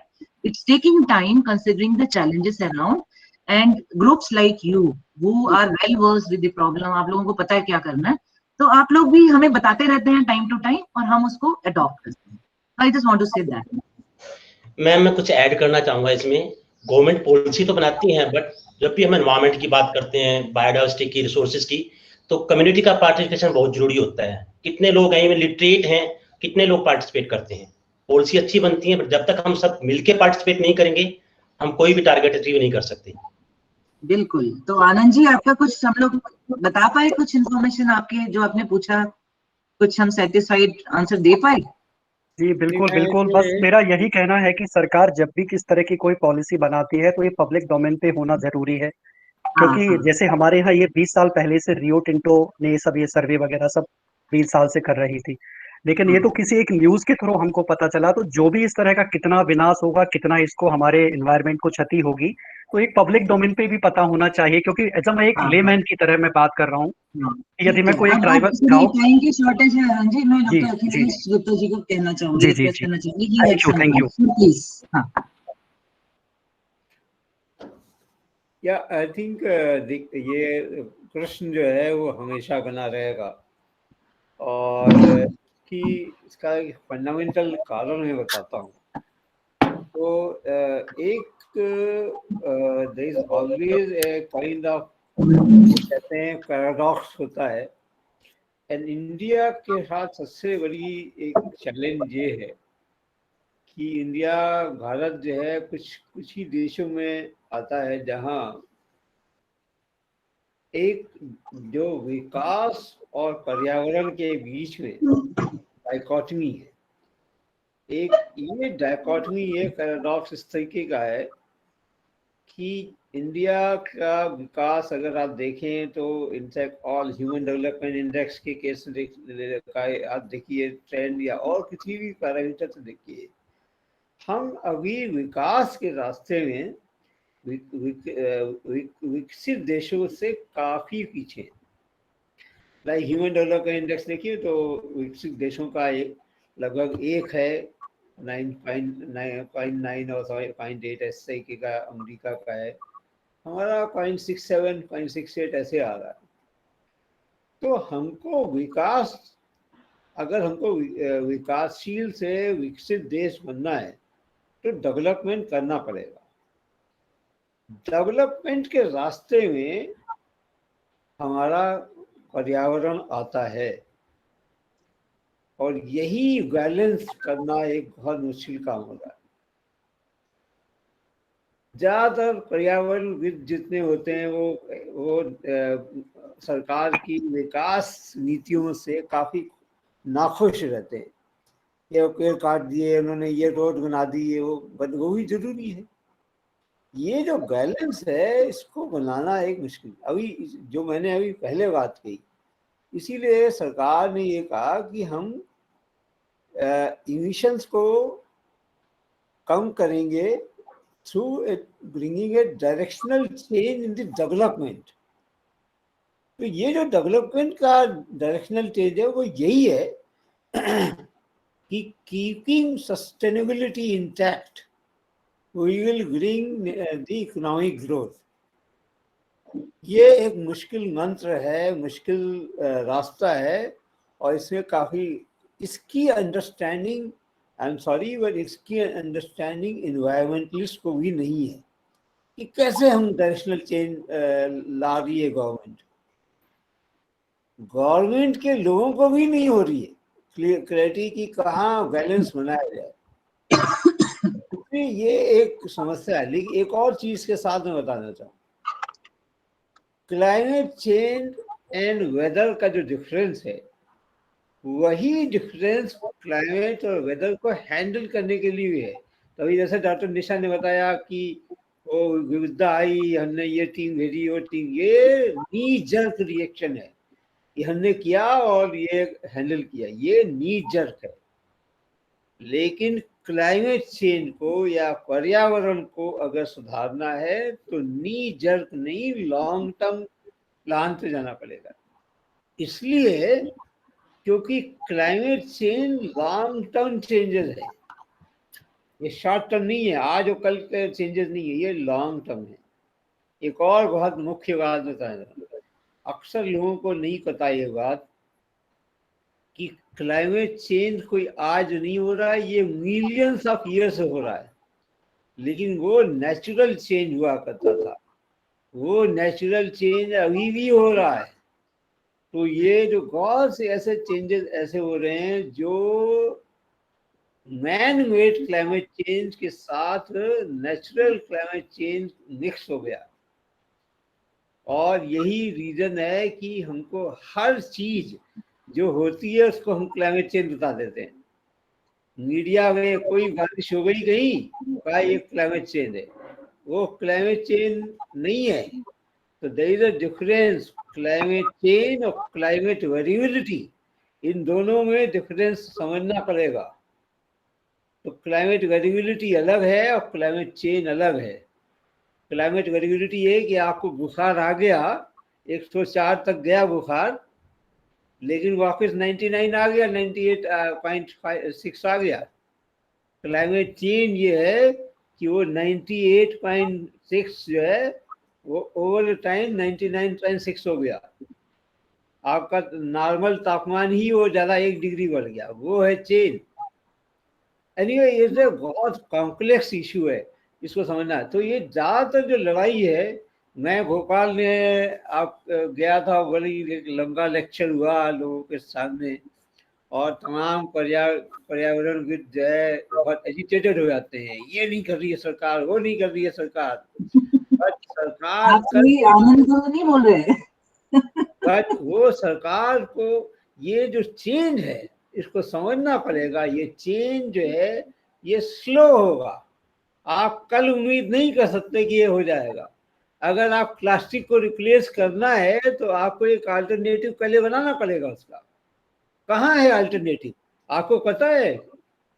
मैं हिमाचल प्रदेश कमेटी का मेंबर था 3 साल, और हमने हिमाचल में पॉलीथीन को बैन कर दिया। आप देखिए हिमाचल में पॉलीथीन नहीं है, लेकिन क्या काम करने पड़े थे उसके लिए, अल्टरनेटिव के लिए। सर एक छोटी सी बात बोलूंगा मैं sir, pardon sir. Sir even university campuses के अंदर मैं जिस यूनिवर्सिटी कैंपस में रहता हूँ, being a teacher environmental science, मैंने बड़ा काम किया यूनिवर्सिटी में प्लास्टिक को, पॉलीथीन को बैन करने के लिए। जो कम पढ़े लिखे हैं बच्चे हैं वो कहना मानते हैं, लिटरेट हमारी जो फैकल्टी है वो नहीं मानती, वो यूज करते हैं। तो आप लोगों का माइंडसेट कैसे चेंज कर सकते हो, जो एटीट्यूड है वो कैसे चेंज कर सकते हो?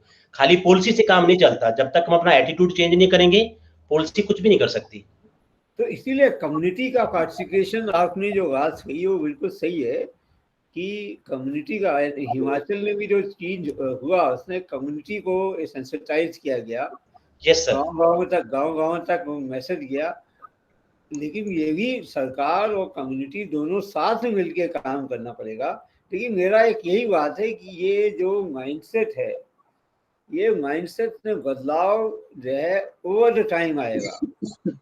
क्योंकि जब तक, अभी आप कोरोना का ही एग्जाम्पल ले लीजिए, आप गांव में जाइए तो लोग कहते हैं अरोड़ा हो गया है, तो अभी लोगों को पता ही नहीं कोरोना क्या है, करोड़ा बताते हो। तो आप जब इवन जो राजनीतिज्ञ है वो उनको अंडरस्टैंडिंग नहीं है कि कोरोना क्या चीज है। तो जब तक कम्युनिटी इन्वॉल्व होकर के उसकी अंडरस्टैंडिंग नहीं आएगी तो वो कोरोना को अरोड़ा ही समझते रहेंगे। एनीवे आई थिंक ये इशू बहुत गंभीर विषय है। Yes sir, absolutely right. इसमें जो है मेरा आपसे निवेदन है, चूंकि आप पर्यावरणविद हैं, कि गवर्नमेंट के पीछे पड़े रहिए। आप हार मत मानिए, आप फ्रस्ट्रेशन मत दिखाइए। मैं आपको बताऊं, मैं एक जब इस तरह के काम हुई तो मुझे 25 साल 30 साल हो गया यही काम करते हुए, तो मैंने बहुत इस तरह के लोगों को देखा और लोगों को समझाने में मुझे काफ़ी समय लगा। लेकिन ये समझना पड़ेगा कि ये सबका कंसर्न है। और एक और चीज़ बताऊं, खाली भारत के करने से कुछ नहीं होगा। जब तक पूरा विश्व नहीं करेगा, ये बदलाव खाली अकेले भारत के नहीं आएगा। तो एनीवे आई थिंक ये लंबा जा रहा है। I think I don't know कितना समय है, बट ये बहुत अच्छा विषय है, लेकिन काफी समय चाहिए इसको विषय को समझने के लिए। सर एक लास्ट पॉइंट है सर गुप्ता सर, बताइए सर। जैसे आपने पहले भी कहा कि इंडिया अच्छा कर रहा है, लेकिन बाकी कंट्रीज नहीं कर रही, चाइना नहीं कर रही, EU नहीं कर रहा। तो मैं आपसे ये पूछना चाहता हूँ, अगर वो कंट्रीज नहीं कर रही तो क्लाइमेट चेंज होगा, जो हमारा कैप है 2 डिग्री सेल्सियस के ऊपर चला जाएगा वो, तो उसके अगेंस्ट इंडिया की वल्नरेबिलिटी कितनी है कंपेयर टू दूसरी कंट्रीज के? क्योंकि हम अभी भी एग्रीकल्चर पे ज़्यादा डिपेंडेंट है, और एग्रीकल्चर हमारा स्टेट में जो है वो लिंक है इसके साथ, वेदर के साथ, क्लाइमेट के साथ। तो देखिए, तो अगर उस पॉइंट सिस्टम पे हम कहाँ पे हैं? बहुत बहुत अच्छा ये सवाल है, क्योंकि इसमें ध्यान देना पड़ेगा हमको दोनों बातें, कि हम कितना ग्लोबल कम्युनिटी के लिए कर रहे हैं और या ग्लोबल क्लाइमेट चेंज के लिए क्या कर रहे हैं। और अगर पूरा विश्व नहीं मानता है और टेम्परेचर बढ़ता है तो हमारे ऊपर उसका क्या प्रभाव पड़ेगा। दोनों बातें समझिए और तब आपको समझ में आएगा। तो पहली बात तो ये है कि हम क्या कर रहे हैं ग्लोबल कम्युनिटी के लिए। We are doing very well, वो उसमें कोई कमी नहीं है। लेकिन ग्लोबल कम्युनिटी जो है वो क्या कर रही है विकासशील देशों के लिए, ये एक चिंता का विषय। अब देखिए क्या है, तो मैंने आपको जैसे बताया कि भारत का जो मुख्य जो एक्शन है वो होना चाहिए एडाप्टेशन पे। कैसे होना चाहिए कि अगर मान लिया तापमान बढ़े और ये चीज़ें डिसास्टर हो जाए, हीट वेव ज़्यादा हो जाए, तमाम तरह की चीज़ें, हम उसको कैसे हैंडल करें। तो ये हमारा प्रमुख मुद्दा होना चाहिए और है। ऐसा नहीं है कि भारत सरकार इसमें कंसर्न नहीं है। तो मेन मुद्दा ये है कि अगर क्लाइमेट चेंज होता है आगे और इंटेंसिफाई होता है, हम उसको कैसे हैंडल करें। 3-4 मुद्दा है। डिसास्टर्स को कैसे हैंडल किया जाए, सबसे बड़ा मुद्दा यही है। आपको बताएं कि India is a country where disasters of all kinds are there. Their intensity and their frequency have increased, and ये बहुत बड़ा कंसर्न है। हीट वेव अब पूरी हिंदुस्तान में हो रहा है, थंडरस्टॉर्म ज़्यादा इंटेंसिफाई हो रहे हैं, साइक्लोन ज़्यादा फ्यूरियस हो रहे हैं। अब यार देखिए, अरेबियन सी में साइक्लोन की फ्रीक्वेंसी बढ़ गई है, हिमालय हो रहे हैं।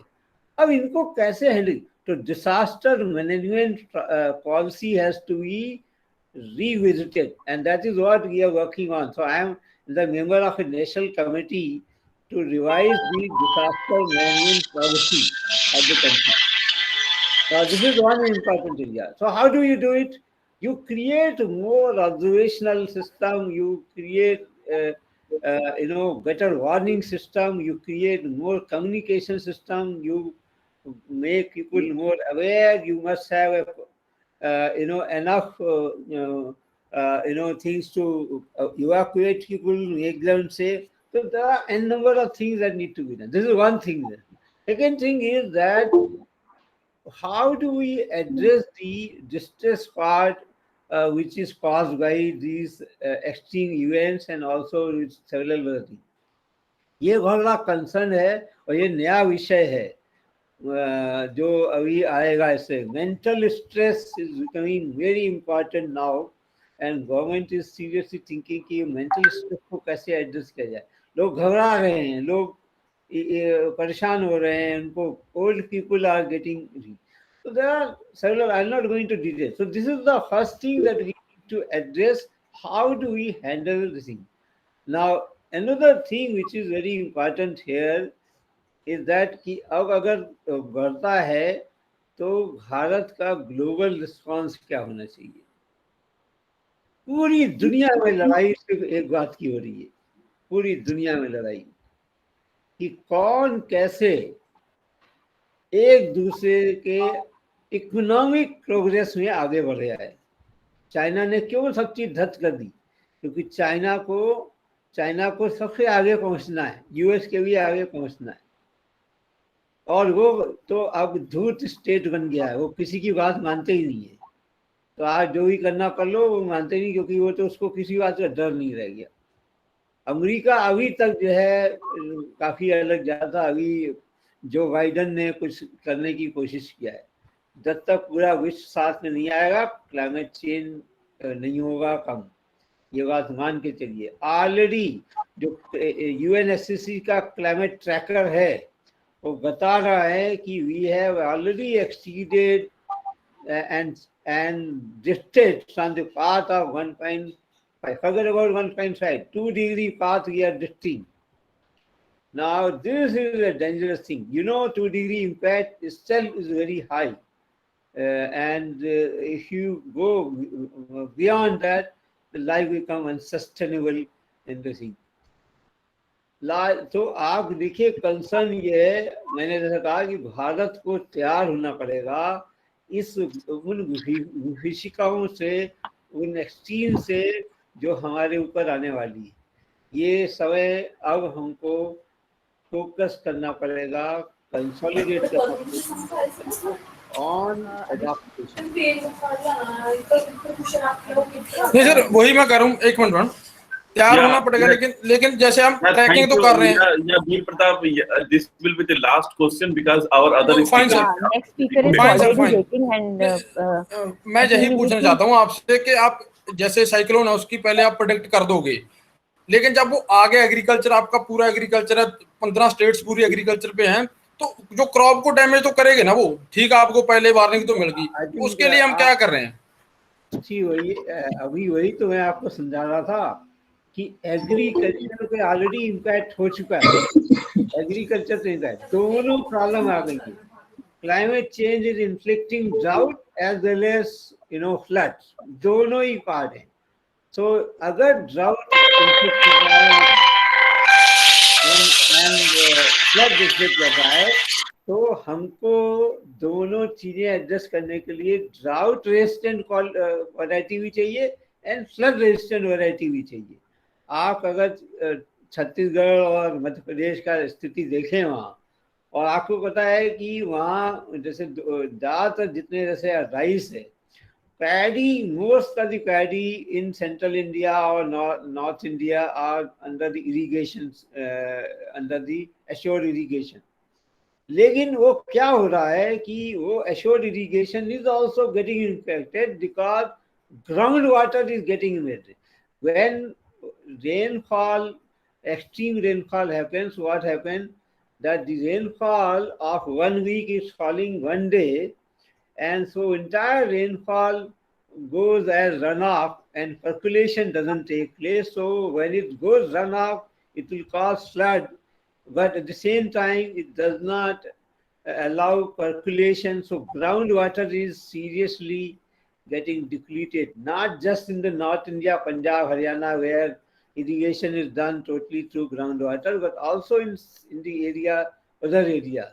Now this is the serious issue. So some people believe that, only rain-fed area is going to be impacted. No, it is even irrigated area also going to be impacted. So we have a big challenge. And third thing, that is another very important. Climate change is also impacting the pest and disease, and this is another area where this thing. So, in fact, our center at Akhilesh has done a wonderful job in mapping the pest and disease now. Now, this pest and disease is spreading to some area, some other area where there was no pest and disease earlier. This is another challenge, and up to 40% of crop produce is lost because of pest and disease. So these are the challenges. I think this is a too small a conference to discuss, but I'm very happy that you brought up this issue. But it's a very, very important. So there is a three important, sectors are going to be impacted badly, and we need to have adaptation. Agriculture is one. Health. Malaria is now spreading. Malaria area, dengue area also spreading. And also this is a vector one, even non-vector things. Waterborne is increasing. You have more tribal diseases are increasing. We have done a study on tribal diseases. So health is the second one. Third is water, which is very important, which is linked to agriculture. I have already mentioned. So when you have heavy rains, so there is going to be two extremes. Heavy rain in one area and no rain in another area. So you face in the country is divided between the two types of area. In one part of the area you will have floods. In another part of the area you have drought. So you manage both. So there is a challenge there also. I think I will stop here. Thank you, sir. Thank you.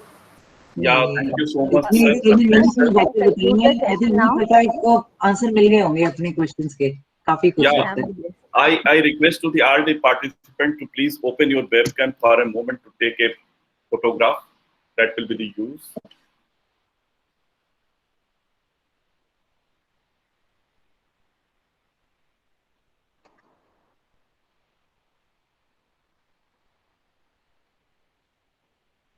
Because our other speakers, Dr. C.K. Varshney is already joined this session. Yeah. And you can listen to the talk of the Professor C.K. Varshney, so more thing will be clear about the biodiversity point of I view. would like to wish Varshney sir. Sir, namaskar. Welcome, sir. Varshney sir, namaskar. Dr. Varshney sir, namaskar. And formerly from CPCB and also from Samaj sir. Sir आप अपना unmute करिए Varshney sir unmute करिए आपका mute है speaker. Thank you so much. I think your lecture was very nice and it has raised very good points and everybody got involved with the information that you have given and everybody was asking and curious to know more and more. So I think the purpose of the lecture is greatly served and I must congratulate you. Thank you, sir. Before we start the next session, can I formally thank Nisha ma'am once on behalf of the organizing committee? Nisha ma'am as well as the Dr. Akhilesh Gupta, advisor head Climate Change Program, TST. Yeah. Thank you, Nisha ma'am. First of all, I would like to thank you for such a lucid and a well-structured presentation. We have been listening a lot about climate change, the issues and the problems, but you have given us a very different view on this issue and the geopolitical issues, especially that you have highlighted in your lecture. It has given a lot of food for thought for all our participants of the course and other participants also. Also, ma'am, you have in a very interesting manner, you have talked about sector-wise emissions, sector-wise causes, and also what India as a country is doing, how we are performing on the global platform, and what we have achieved, what needs to be achieved. And like Varshney sir has pointed out, your lecture has taken us from a lecture, it has become a good discussion. And Akhilesh sir's answers and opinions were like icing on the cake, and we all have enjoyed a lot through the whole discussion. So from the behalf of the organizing committee, I thank you and also Akhilesh sir for enlightening us on his opinion, and also all the participants enthusiastically have discussed, given their opinion, discussed, asked questions. So this has really turned out to be a very fruitful session. Thank you so much, ma'am. Thank you once again. Thank you, Akhilesh sir. Thank you to everyone. And I wish to say that in case there are more things, both of us would be happy to again join online if you feel so. We are also very happy because everyone came forward. That is what was the requirement of this webinar. Not only a monologue, it was a dialogue and many thoughts flowed in. Thank you so much, everyone. Yeah. And special thanks to Akhilesh. Over to you, Abhishek, sir, now. Thank you so much, sir. Yeah, now I invite to Dr. Kalyani Krishna, Associate Professor of the Botany, Sri Venkateshwar College, and the convener of this program, to introduce to our next speaker, Professor C.K. Varshney. Thanks, Abhishek. That was an amazingly animated discussion, and as a fitting finale, we have Professor Varshney to wind up today's events. It's an absolute pleasure and honor to introduce Professor Varshney to this group. Probably it doesn't need any introduction, but I'm really, honored to do that. So I'm going to go ahead anyway. So he was a very beloved professor in the Department of Botany, where he taught us during graduation and post-graduation. And then, of course, Sir has really made strides, huge strides. He is Professor Emeritus, Environmental Sciences, Jawaharlal Nehru University. I think my introduction is going to be longer than his talk. Please pardon me for that. But like I was saying, he is Professor Emeritus, Environmental Sciences, JNU, Distinguished Adjunct Professor, AIT Bangkok, Chairman Reviewers Panel of Climate Change Program, and Member Expert Committee on Climate Change, Department of Science and Technology. Now, he worked with government as Secretary, National Committee, Environmental Planning and Coordination, the then Apex Planning and Advisory Body in government on all environmental matters, long before even the Ministry of Environment was founded. He was Member Secretary, Indian Delegation to 1972 Stockholm Conference on Human Environment, Founder Secretary of National MAB Committee, Leader Indian Delegation to Intergovernmental Meeting of Ramsar Convention Groningen, Chairman UNESCO Task Force, Biosphere Reserves, Defining Scope and Criteria, and Chairman Alternate, EIA Consultants, Accreditation Committee, Quality Council of India. He initiated a nationwide research program for the first time in areas of ecology and conservation under the aegis of National MAB program. And he was member, National Wetland Committee, Chairman, Wetland Research Committee, and member, National Wetland Authority, Ministry of Environment and Forests. He has been a visiting professor at AIT Bangkok, Senior Research Fellow at East-West Center, Hawaii, Academic Coordinator, Lead India Program, an initiative of Rockefeller Foundation, and a consultant to several international environmental organizations. He has worn many hats, and Professor Varshney has authored and edited many books and published in internationally reputed journals.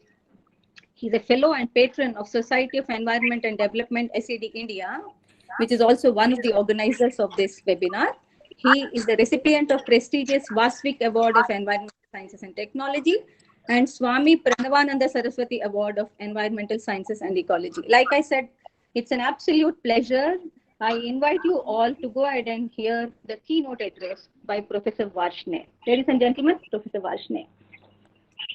Thank you, madam, for this Sir, Thank you for this very elaborate introduction, and I'm really great. It gives me great pleasure to join this group, and I wish that this group has greatly benefited for the previous two lectures, which are already there, and I think I will build upon that.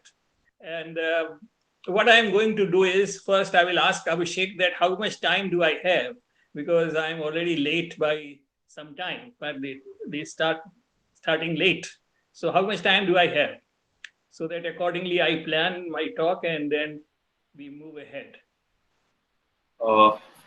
It is up to the Kalyani ma'am. The time will be given to you. Oh my God. Sir, you take as long as you want. If I have my say, then you take as long as you want. Oh, thank you very much. Rest it up. Yeah, sir, you can do it. Very liberal time space that you are giving to me. Well, Abhishek has very kindly agreed to project the slides that I have for you. And what I am going to do is that, can we have the first slide? And I must also thank my previous speaker, the Madam Mendiratta, as well as Dr. Akhilesh, for giving excellent explanation and the program outline as to how the government is approaching and is trying to do their best in terms of meeting the NCDs, as well as contributing and demonstrating and giving an example to the global community as to what can be done by the country and what others need to do to join this very important task of controlling climate change. It is in this context that I would like to really talk and introduce that how biodiversity can contribute and can be an effective factor in really containing this global problem which is descending upon us in a very rapid pace with very frightening consequences. So Abhishek, can I have the first slide? What I am trying to say is that in my first few slides, I would like to explain that what we mean by biodiversity. Because sir, I am presenting the first slide. Everyone can see. Can you see the first slide, please? Is it visible to all? Yeah. Yes, sir. So I think the next slide will tell you that what is the definition of the biodiversity. It is here that we have to be very clear that biodiversity is a quite complex fabric of living system covering the earth mantle. It is this which really tries to connect the hydrosphere, the gasosphere, hydrosphere, the atmosphere, as well as the lithosphere.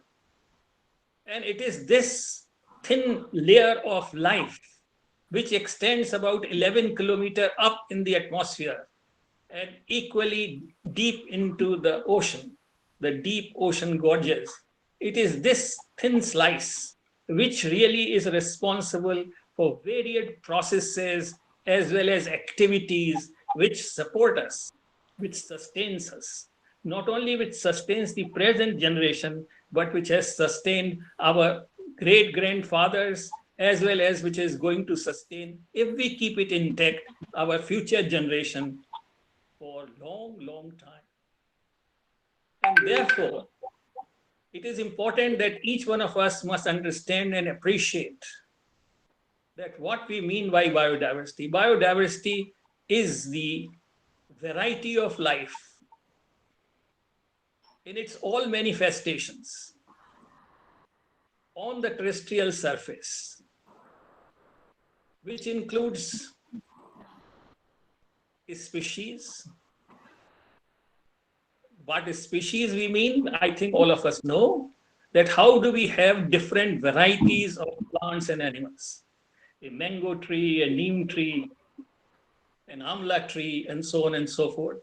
Likewise, thousands of varieties of trees, plants, small, big, from single-celled plants which are green to very giant trees like sequoias, as well as a vast variety of other living organisms which we call as animals, which includes from protozoa as small as that to the large whales and elephants and so on. And all these are known as different species. So I think our biodiversity is greatly enriched by the whole variety of these living organisms. Secondly, at second level, we can say that within them, there is again a great variety. So when you go to a party or when you go to a classroom, you will find that all of us are Homo sapiens, but each one of us is different and unique. There is no duplication on that. There is no Xerox copy of that, which means that each one of us has a different variety of genes. And this combination of genes, of cafeteria of genes that we have, decides that how we behave and conduct, and what kind of talent we have and what kind of speciality that we have. Each one of us is unique. There is no comparison between one and the other. Each one is unique. Now, this variety is within the species. All of us are Homo sapiens. We have 2 nostrils, and we have got 2 hands, 2 legs, and 10 fingers, in our hands and 10 fingers in our feet. So I think these are the common characteristics that we possess. But at the same time, bilateral body, but at the same time, each one of us is different. Our eyes are different, hair color is different, height is different, weight is different, our behavior is different, and so on and so forth. And it is this variety which we call within species variety or the genetic diversity. And the third level that we have is that to hold all this variety that we have of plants and animals, we have different kind of ecosystems where this is held. So the ecosystems are like motherboard, where you fix different kind of components. So you have got a pond, you have got a lake, and you have a reservoir, and you have got a mountain, and you have got a grassland, and you have got a mangrove or some kind of a slush or mud flat. So I think these are different, or a desert. So these are different kind of ecosystems which are there. And all these are very seamlessly integrated, not simply because they sit together or they are close and their neighborhood is very close, but simply because they are functionally integrated. And this integration is a very complex, and it is very difficult to visualize and appreciate by an average person. And it is this integration which really throws out a large number of ecosystem services. And these ecosystem services are extremely important to sustain all of us.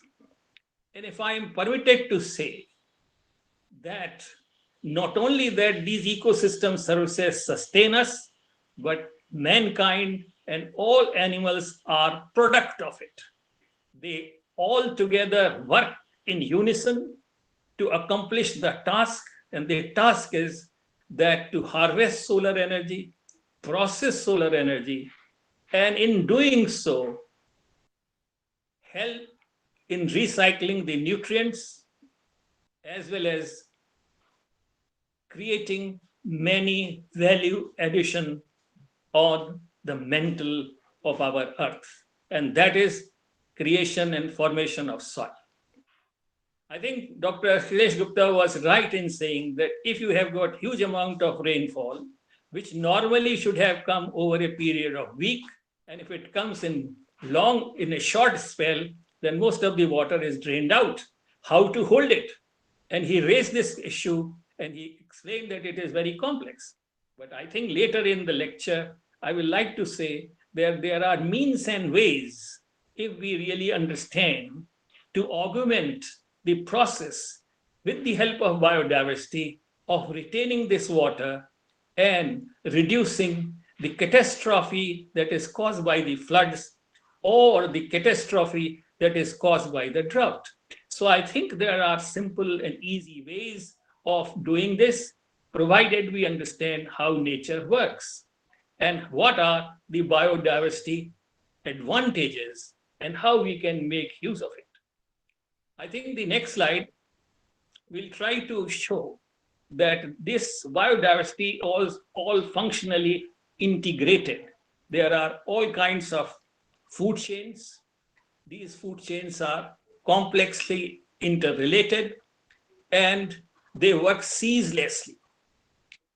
And each of the organisms that is involved, or I should say populations of organisms which are involved, are working non-stop, no weekly holidays, and no other celebration. Day and night, they are working. And our relationship with the biodiversity is really very intimate. When we are conceived from that day on, and then we take birth, until the time that we live on this earth, our relationship with the biodiversity processes, and with the biodiversity processed products is absolutely continuous, without break. And if it breaks, then I think we cease to survive. Take, for example, breathing. In fact, at this point, I would like to say that I will very liberally draw upon your day-to-day experience to really relate you as to how you are connected with biodiversity and how it is difficult to divorce oneself from biodiversity. It is a different matter that we have always taken biodiversity and its products and its services as normal, and we have not much worried about. We are totally assured that they will be available. When you go and make a trip somewhere, you carry with you certain amount of articles. For example, dresses, your toiletry, and so on. But the most important thing that you need to survive is oxygen. And no better time to really explain the importance of oxygen than today, where we find that in our hospital, managing oxygen has become such a great problem. But you see in the global level, 23% of oxygen is constantly available to us, whether we are in Timbuktu or whether we are strolling near the White House in Washington, DC, or where we are in Kalahandi or in Panna, in Madhya Pradesh, or anywhere. It is always there. We never carry it. And this is the most important thing that we need to survive. So I think this is all we must understand, that it is all through the courtesy of the biodiversity and their proper functioning, coordination, and cooperative functioning of the various living organisms, many of which we never see. Just to give you an example, there are about 10 trillion microorganisms sitting inside your stomach. They are working ceaselessly to digest the food that we eat and to give us energy and to help us to take all the nutrients that our body needs to live healthy and to conduct the day-to-day functions in which we are involved. And we never see, and you will never be able to see them. Similarly, when you walk, under your feet, there is huge amount of biodiversity which you never see, but they are very critically important for your good health. For example, in the legumes, we have got rhizobium. Rhizobium is a union between a microorganism and the roots of the legumes, which fix nitrogen. We need a lot of protein for our body and for our health. And all this is when we live in the ocean of nitrogen, because the atmosphere has over 78% of nitrogen. But we cannot make use of it because we do not have the necessary wherewithal within our cells by which we can consume this nitrogen. So for this nitrogen to make available in the form that our body is capable of using, I think these microorganisms sitting in the roots of the legumes, such as gram and pea, provide us protein, and that protein becomes available to us that we need, and then we satisfy our nitrogen needs. So I think these microorganisms you don't see, but their product as well as their services we use very liberally. When we take dal soup, and all that, it is nothing through the courtesy of these microorganisms which we have never seen, but which we are working for us as well as for other living organisms. No organism can live on its own. Let us take the example of our own. I'm sure all of you had a breakfast this morning. And please list out what you have had in your breakfast. Most of you must have had tea, coffee, or milk. Where does it come from? Cattle? Some sugar? Where does it come from? Sugar cane? And then the tea leaves themselves. And also the water. All these things that you have. And also there must be something by which you must boil the water.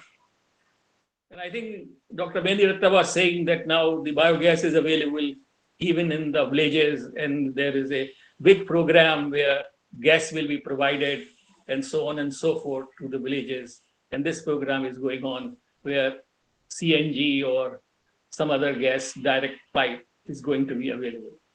And all this is nothing but the product of biodiversity of the past that we are using.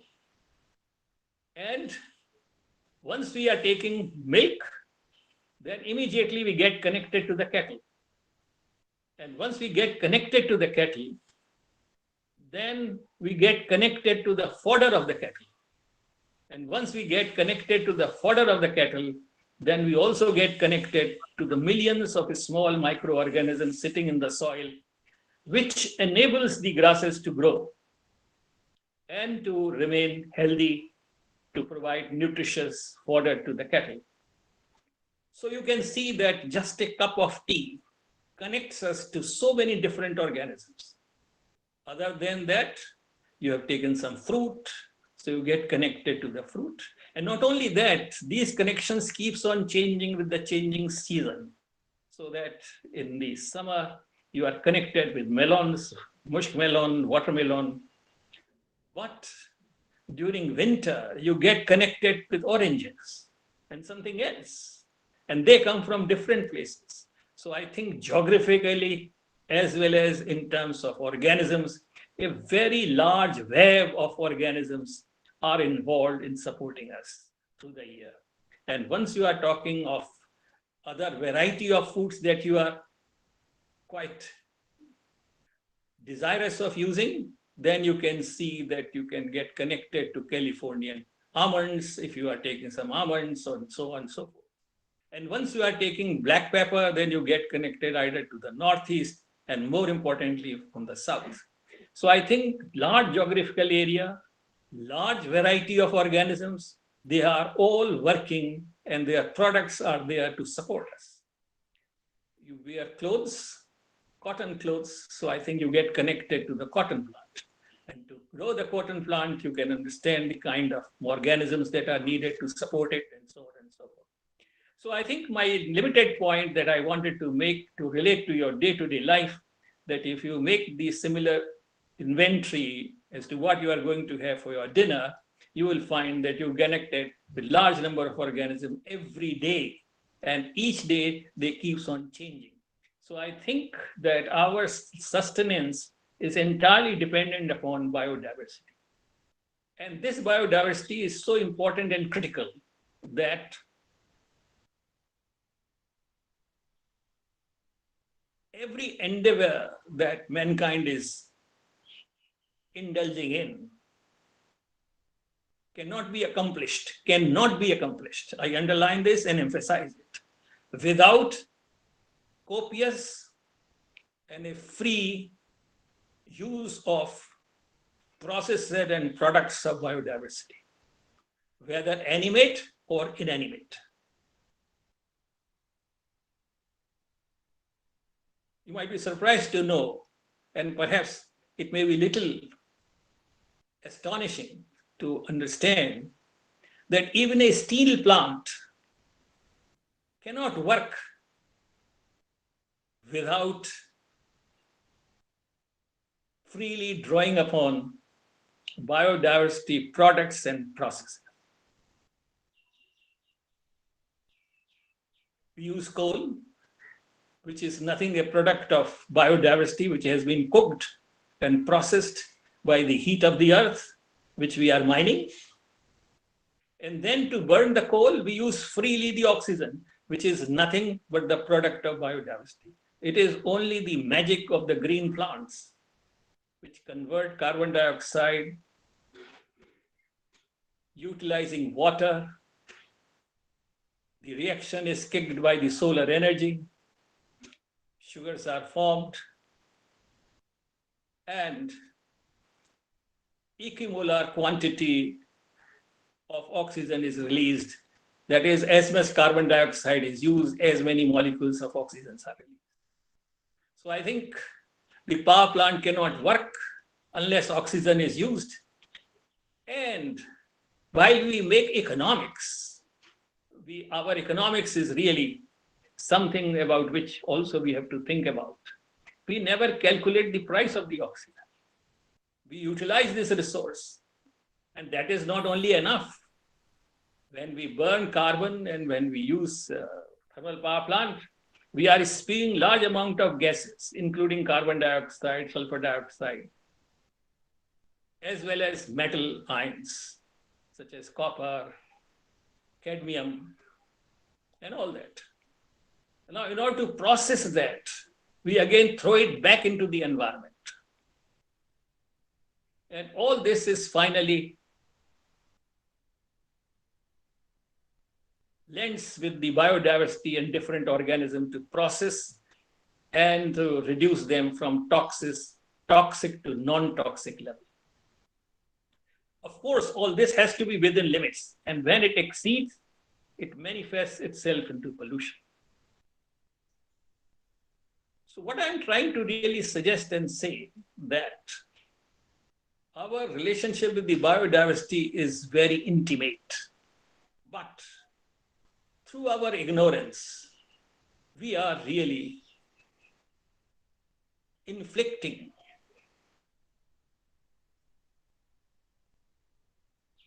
such a great damage to our biodiversity that the present rate of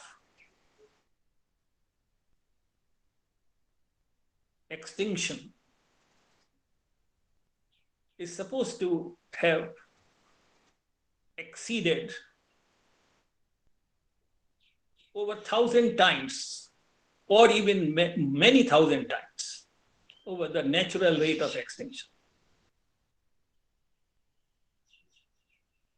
It is often said that biodiversity is very rich when we go to the Northeast, and it is very rich when we go to the Western Ghats. And it attracts us very much. It is true that the forests are the largest depositories of the biodiversity. But at the same time, you must understand that even deserts have a lot of biodiversity. And this biodiversity is equally important regionally, and for that region, and for that climate complex, and for that geomorphological complex that we have in the deserts or in dry areas. So biodiversity in each place is the maximum manifestation of nature to utilize the available resources by and within limits of the constraints provided by the habitat. In Northeast and Western Ghat, we have a large amount of rainfall, frequent rainfall, and therefore it is possible to have a large terrestrial vegetation dominated by large trees and a large variety of trees. While in a desert area, because of the scarcity of the water, you will find that the plants which grow there, which survive, are highly adapted to that environment. And whatever little moisture is available during the night in terms of fog or in terms of dew, as well as whatever little water, the plants are able to tap from the dry soil by developing a very, very large network of roots, which goes far farther than the actual presence of the plant on the ground. So even under those harsh circumstances, they are able to perform a function. And you will find that everywhere, biodiversity try to make use, store energy, which we use as a biomass, which is transportable, and which needs no technology. It does this work automatically. So I think there is also sometimes a question, how many species do we have? That is $1 million question, because nobody knows how many species we have. That is, how many variety of plants and animals do we have? But what we know that whatever science has been able to discover till now, cumulatively, is a very small fraction of the total living organisms that the earth has, which means that a very large number of organisms are yet to be identified and catalogued. So I think it's a great wealth. When I say wealth, I'm only trying to say that each plant and animal represents a huge resource. And we have survived only by exploiting these resources and all the wealth that we have created.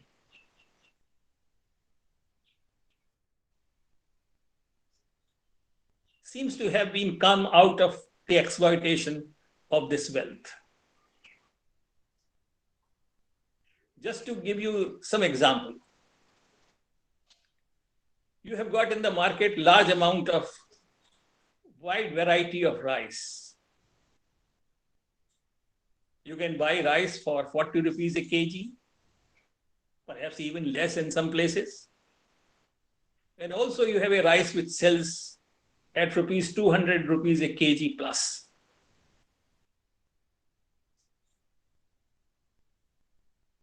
And when you sell it, you make wealth.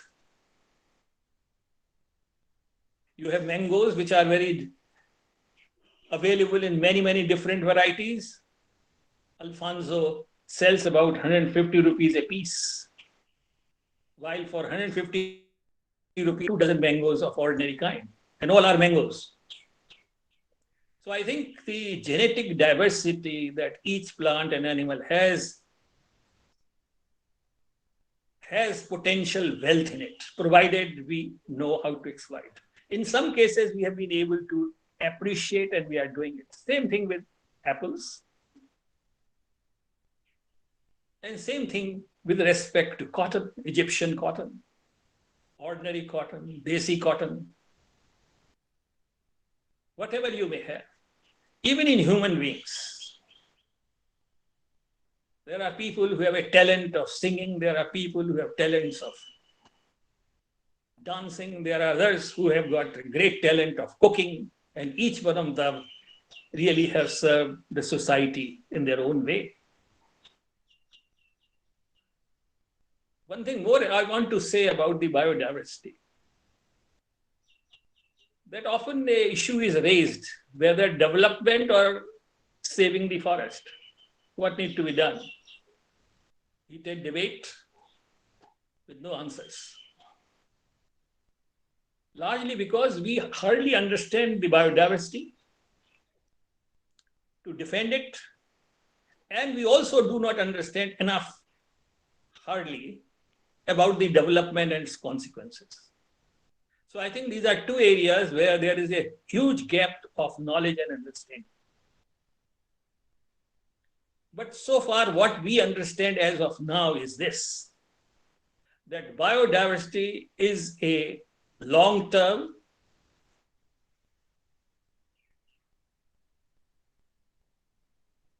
transgenerational resource. While all the development, physical development and physical assets that we create are short-lived, hardly go beyond a couple of hundred of years in best cases. And I think here is the dilemma. How do you mortgage such a resource which is going to sustain and is able to recreate and refresh for multiple of generations in future with the assets that we create, which has a short life, and after creation, it deteriorates steadily and renders itself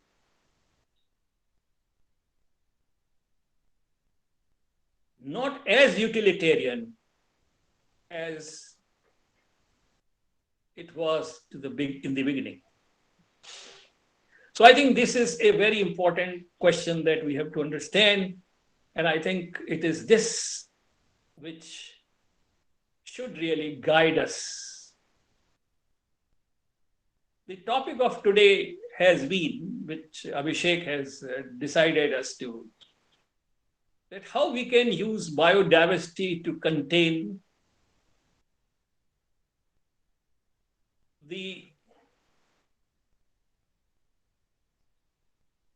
unforgiven consequences of the climate change,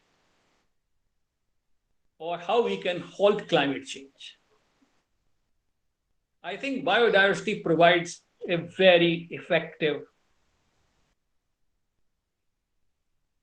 way of dealing with this problem in a highly cost-effective, simple, and fail-safe manner, if not entirely, but certainly to a very large extent. And that's a great gain.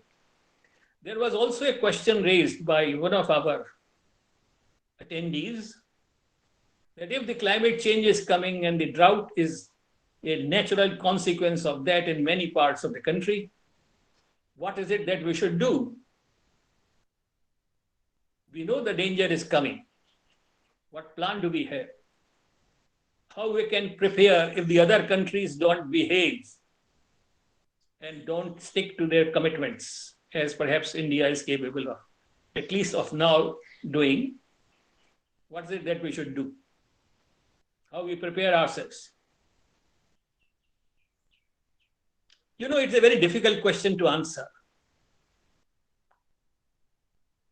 But let me make a proposal. I think using biodiversity, it is possible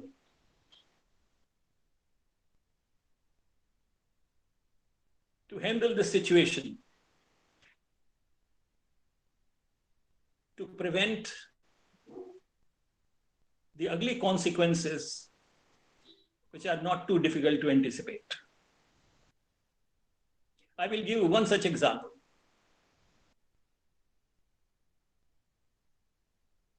You see, most of the climate change issues have heavily invested both time, energy, resource, and argument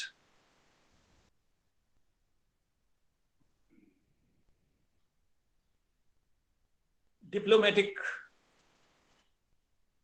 maneuvering for containing emission of carbon dioxide.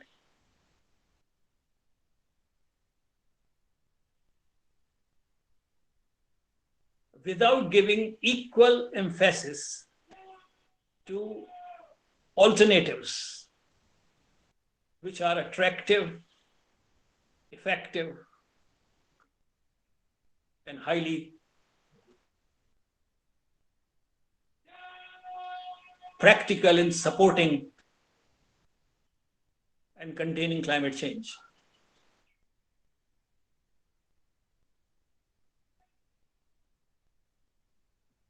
Plants and natural vegetation sequesters carbon dioxide effectively. Not only it sequesters carbon dioxide, but it stores carbon in the soil progressively. So the carbon dioxide, which is loaded to the atmosphere, finally gets stored in the soil. In the soil, it gradually gets decomposed, increases soil fertility, thus reduces need for fertilizers. And once your fertilizer use goes down, carbon dioxide emission also goes down, because all fertilizers are produced at the expense of fossil fuel and by spewing huge quantities of carbon dioxide. There is only one aspect. There are many things which happen simultaneously together in a very coordinated manner, in a very subtle manner. The next thing that is going to happen is that this extra dose of carbon dioxide, which is cumulatively adding to the soil, prevents and reduces runoff. It soaks water, retains water in situ. Thus, the free water is available in much lesser quantity. More than that, a green cover over a soil, a green fabric over a soil doesn't allow rain to fall directly over a naked earth. So much of the water which otherwise is going to be flowing is retained by leaf and the canopy, and from there itself it gets evaporated.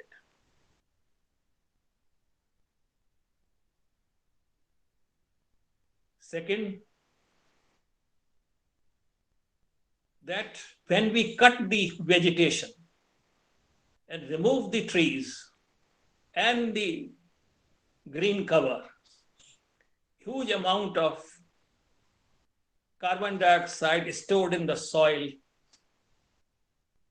gets very rapidly oxidized and converted into carbon dioxide. Plus, the biomass, the timber, the leaves, they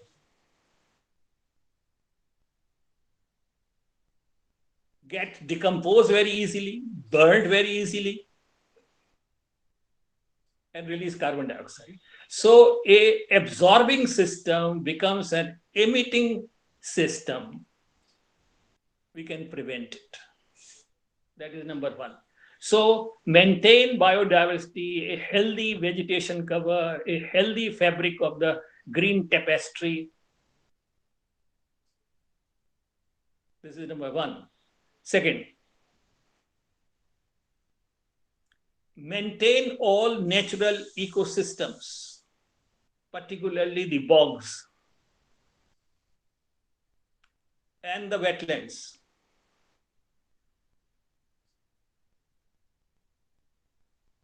Tidal marshes, salt marshes along the coast, mangroves. The mangroves not only saves our coasts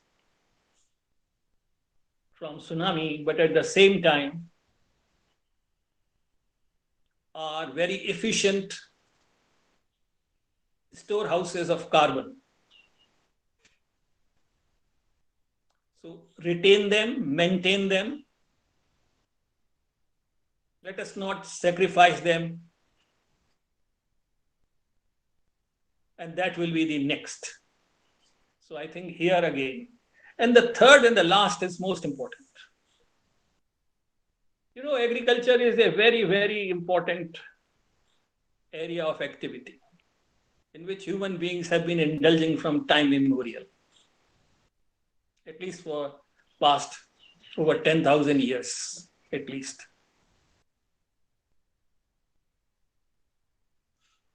Today, agriculture contribution to carbon dioxide loading is about 26%. Transportation about 14% and so on.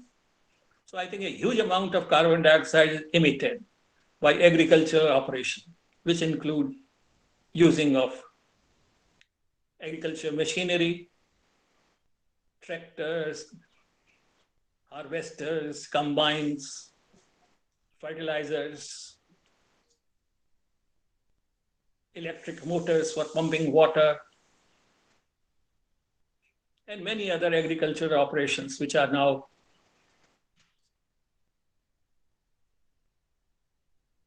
using various types of machines and motors. And it is a huge, 26% is huge. So I think a close scrutiny and auditing of this sector is needed. It's long overdue. being a sensitive sector, it has never been attempted. The way that we do agriculture is also requires a closer look and scrutiny. We are indulging in monocrop culture. Nature doesn't work that way.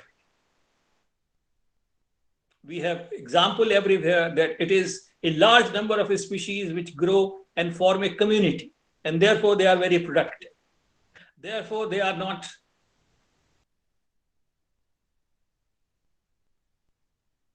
requiring external input of fertilizers and human labor. And they remain productive year after year. So I think a mixed cropping, a multi-species cropping is necessary. Human beings cannot work and survive above 40 degrees centigrade for long. As soon as the temperature, this is our upper temperature tolerance limit. And if the temperatures are going to rise because of the climate change, and if the farmer is working in his field where there is hardly any trees but only the field of crop, I think he has no place to. So during the midday, when the temperature is going to be at the maximum, he will find it very difficult to really save himself. The working hour capacity will be reduced because for 3-4 hours during the day, or even 4 hours during the day, he will not be able to work. And not only he will be able to work, he has to really hide himself from this heat load, which is beyond human capacity to withstand. So dehydration, and there is no tika for dehydration. Irreversible changes in the body, and that's it. What do we do? I think it is very clear for us that there is enough data available that multiple cropping requires less fertilizer, less irrigation, and gives more produce. And therefore, this old practice in which we are indulging on a large scale countrywide of mono-species cultivation requires discussion and fast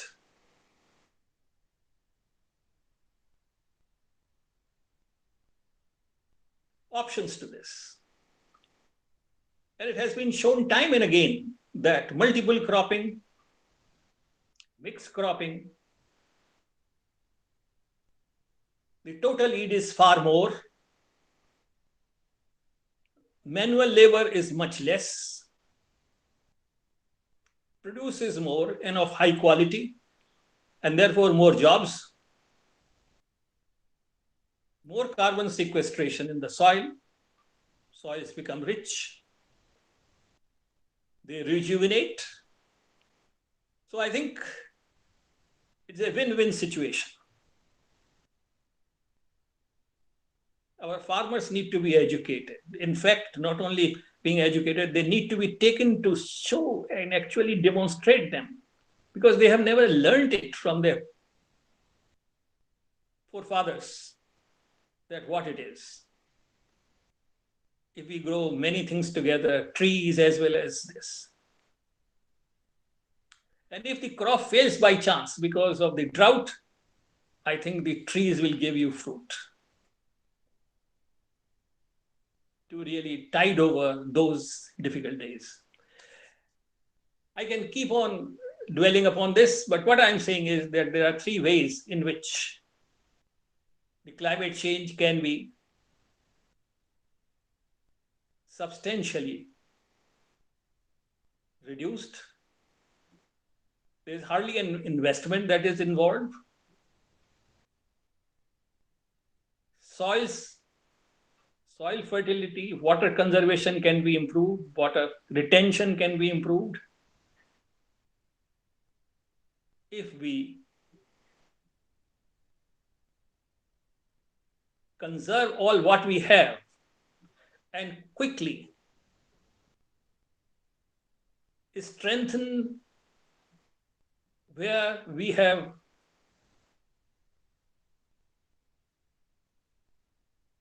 damaged the green fabric,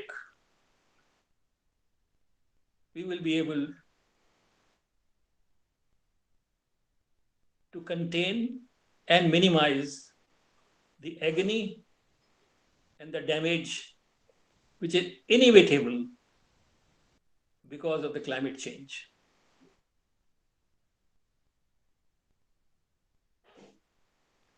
Climate change controlling requires tremendous amount of investment if we have to really follow the kind of things that are being talked about at the international scale for the last 25 years. That will not be possible because a large number of countries are poor. They cannot afford those kind of sophisticated solutions of geo-storing of carbon dioxide and so on and so forth.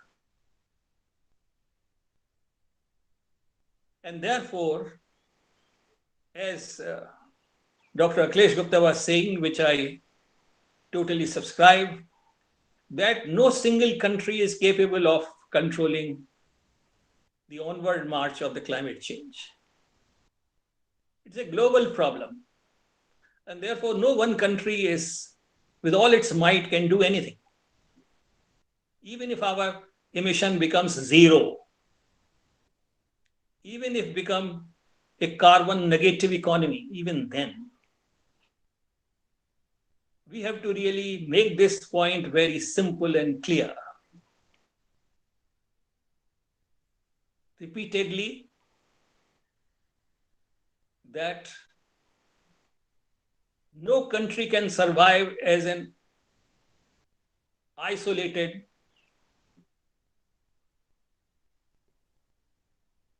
community of prosperity. The supply lines are international. If there is a suffering in one part of the world, the other part cannot live in peace and in prosperity. For sure. How much mighty your military strength may be. Take, for example, of United States. They cannot really control the influx of the people which are coming from the neighboring countries. When we have nothing to survive, people will migrate. And there is no force which can control this. So I think we have to think very carefully that the isolated prosperity, peace, affluence is unachievable. And it is therefore that the Indian philosophy has always emphasized Vasudhaiva Kutumbakam. Take everybody along. Think for everyone.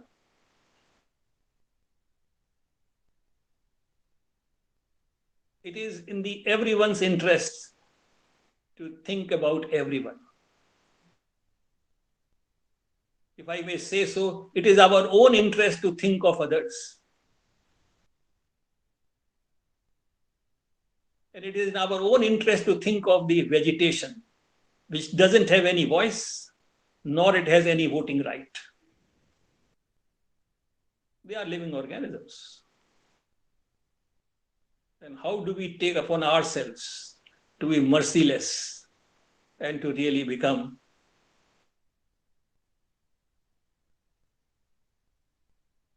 so unconcerned with their welfare and with their proper care.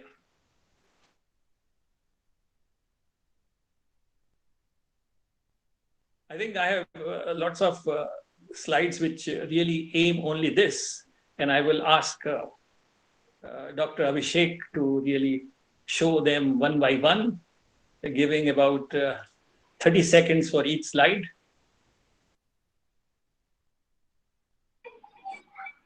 Yeah, this is the first slide, which is the explain about the biodiversity. Yeah. And second, how many species are there for the second slide.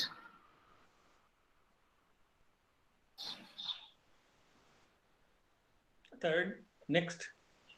Third, the function connection among the species, food chain and the food wave.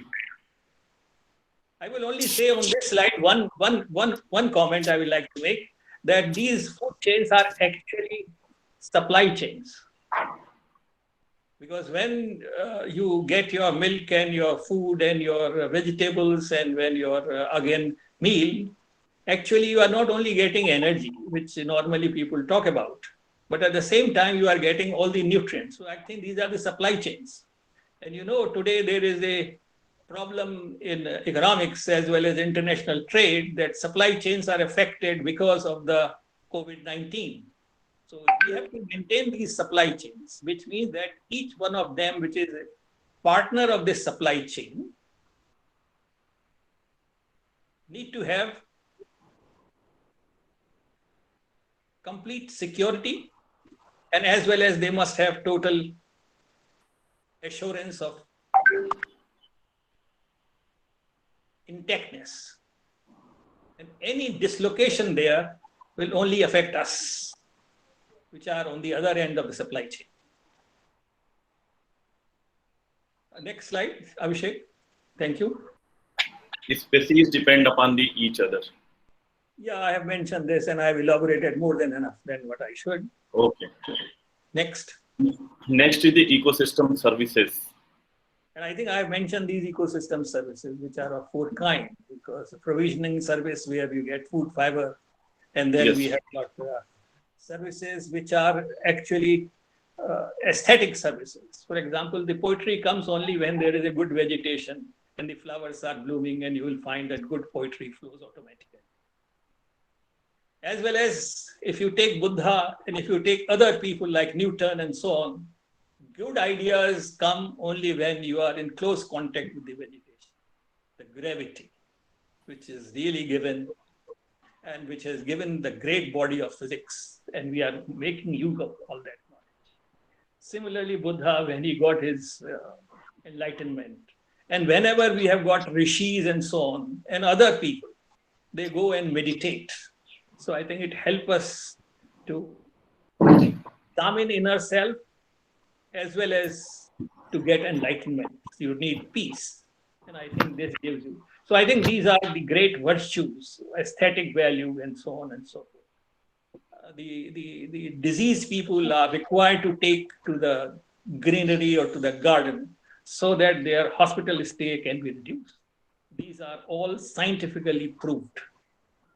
And the green vegetation is a great tension reliever, not the medical tablet, but I think even their photographs relieves you a great deal when you see the blooming flowers and when you see the hanging garden or valley of flowers and so on. Even the pictures or the documentary entertains you.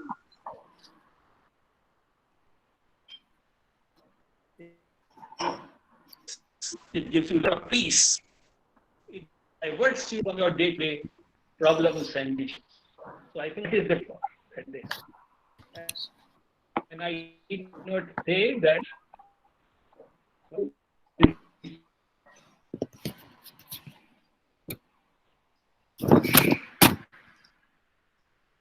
produce.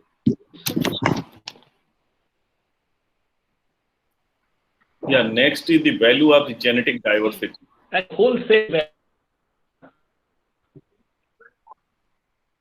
So we are loading it very greatly. Just to do an example, that we have got about 110,000 and today are left only few thousand. So I think a good number of valuable rice varieties have already been lost. We never known the value was. I think Akhilesh was saying that when there is a high rain, you require floating rice when area time. So you know how valuable varieties are already lost. So if you are required to that predicament, then what we say.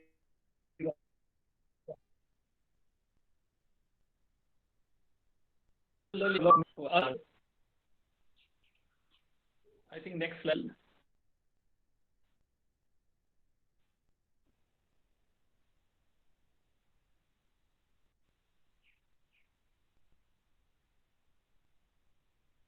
Abhishek ji slide change कीजिए.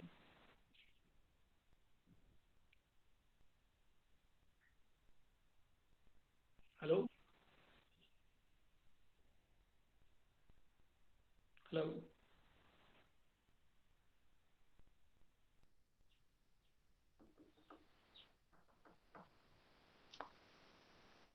not able to hear.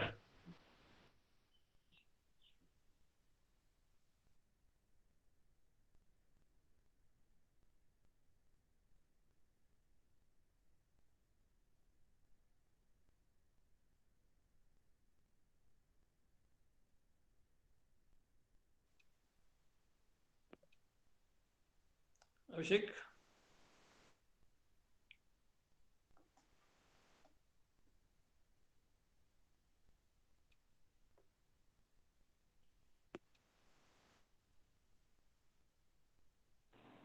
Next. So we can hear you. Now I'm able to hear you because there was some little technical snag. Yes. So what is this slide? What does it say? Please read out. I can't read it on my mobile. Yeah. Hello. Which number is this? The climate is changing. Yeah. So climate change, I have already mentioned that how we can make use of biodiversity to really deal with climate change and its problems by utilizing this resource with imagination and with certain amount of trust and belief. There is n number of scientific evidence to show that these simple systems are effective.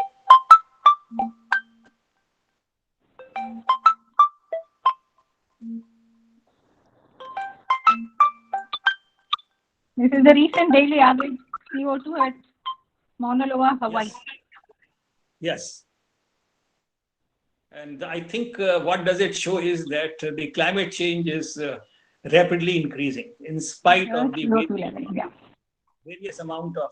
And today, I think we have carbon dioxide level in the atmosphere is about 50% more than what it was in the pre-industrial time, where it was originally 80 parts per million, and today it is about. Today it is about 419 plus. So you can see that with a rapid speed, it is really growing. Next. More people will die of extreme heat than of infectious diseases.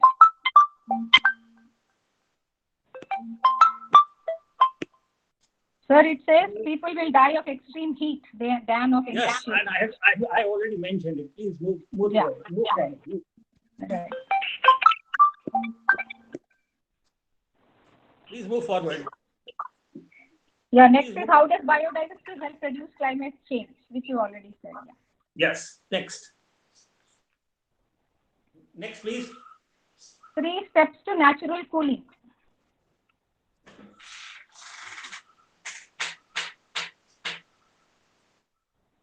Three steps to natural cooling.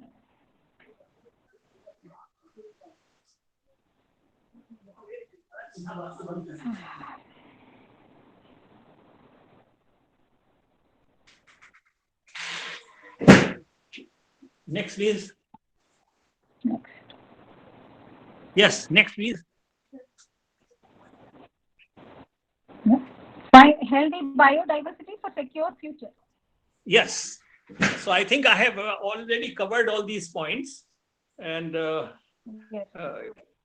Anything else that I have on my slides? No. No, sir. That is the end of it. That is so I think thank you very much.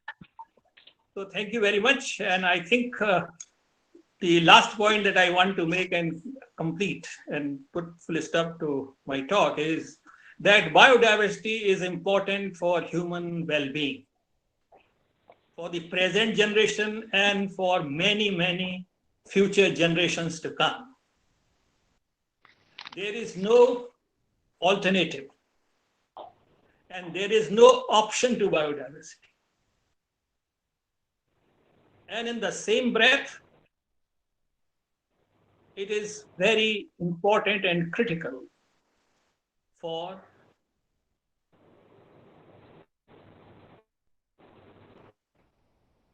effectively buffering the adverse impact of climate change, which at present looks unavoidable due to hyper-nationalism and narrow self-economic interest of individual countries,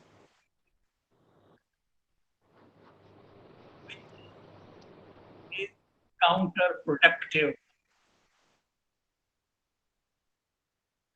to deal and to safeguard humankind from the consequences of climate change. Thank you very much for your patient hearing. And some questions? Yeah, I invite all the participants, if you are having any question in your mind for the interaction session. And I also welcome Dr. Iswar Singh sir in this talk.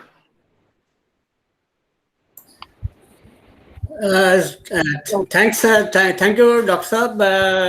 It's really a very wonderful and excellent talk on such a complex concept subject, and your presentation has been so lucid, and in such a simplistic manner you have covered almost every aspect, how the biodiversity need to be conserved for such a important topic on climate change. I'm really thankful and highly benefited by the talk given, and I'm also thankful to the organizers for this wonderful session, particularly on this day on International Biodiversity. Thank you, sir. Yes, thank you so much, sir. Varshney sir, we are your students. Dr. Chandrasekhar is also here from the Karnataka. Dr. Tripti Agrawal is also here. Everyone is interested your talk and listening carefully. So any question to anyone, please ask. Dr. Chandrasekhar, you want to say something? Yeah, thank you, sir. I'm proud to say I am your student, sir. You are there in my selection board for PhD in JNU in School of Environmental Science. Thank you. Thank you so much, sir. After a long time, I got an opportunity to listen from you. Sir, climate change is a very hot topic in everyone to understand. So because the vast knowledge, whatever you have, so today we have brought in front of us. Now I want to ask one thing. So how these ordinary people, so to understand this climate change and adopt their strategies into their lifestyles, to combat this climate change? Please, one or two sentences. No, I think this is a very, Chandrasekhar, I am so happy that you have asked this question. And this is a very relevant and a very desirable question. And I will respond to this question in the following way.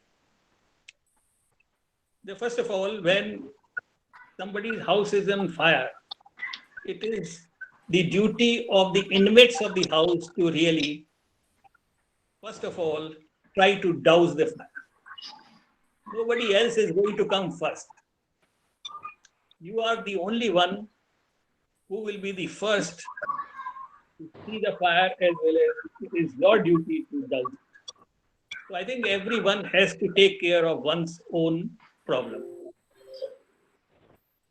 The second part of your question was that what an ordinary man should do. I think it is for this reason that today's day, that is 22nd of May, has been designated as Biodiversity Day. It is on this day, it is people like you and me who really take this message to the masses and impress upon them that how they are benefited by the biodiversity that is around them. Anything that is done is not a charity to the biodiversity, but all what is being done and what should be done is entirely and exclusively for saving the people. We are not doing any charity. In fact, it is in our own interest to do this. And all this need to be provided in our textbooks. Wherever the chapter of biodiversity comes, it is very seldom it is related that how it is related to us. Why one should think about biodiversity at all? If it is not helpful for me, and if it doesn't, it's not a luxury that I should study biodiversity. No. I should learn and I should really convey this because it directly affects us.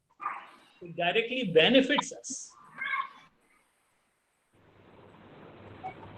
If you are amongst the plants, diversity of plants, see that what kind of rejuvenation that you feel. You go for outing, you go for this only where there are trees, and not you don't go to a place where it is all denuded and there is hardly any green vegetation. In fact, you spend money for that. So I think these are the kind of things which need to be elaborated both in our curricula and not just restricted to one government department. It is throughout the machinery of the government, in all departments and all ministries, that we have this kind of understanding and awakening, so that all our plans, programs, and activities are aligned, where we incorporate biodiversity with respect as well as with purpose. It is not only because that we make a policy, what we do with a policy printed on a piece of paper. So I think the policy is going to work only when people are going to join you. It is not single man's job who's sitting somewhere and he writes a policy or a paper or commissions a body of experts to write a report. What do you do with that report? Nothing. So I think this need to reflect in our action. The window of opportunity is closing very fast. Time is running out. And therefore, I think on occasions like this, where we celebrate Biodiversity Day, we should really convey in our own way to our community, to our children, to our and to our friends, and to all with whom we come and interact about the values and virtues of biodiversity, as to how it is their own interest to protect it and to take advantage of it,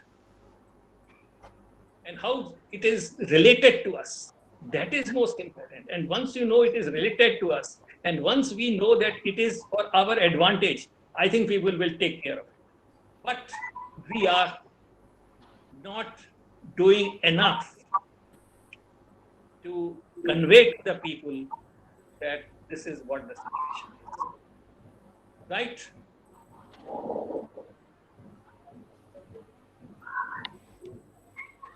Dr. Varshney, can I ask one question? Please do. Well, I am Narendra Kumar from Mumbai, and it seems all the mining and minerals which are mined are, whether it's open cast or deep mining, whether it's a coal or iron ore or anything, other minerals, they are all under the forests. Forests are on top and the minerals are inside. So does it mean that either we have forest or we have minerals?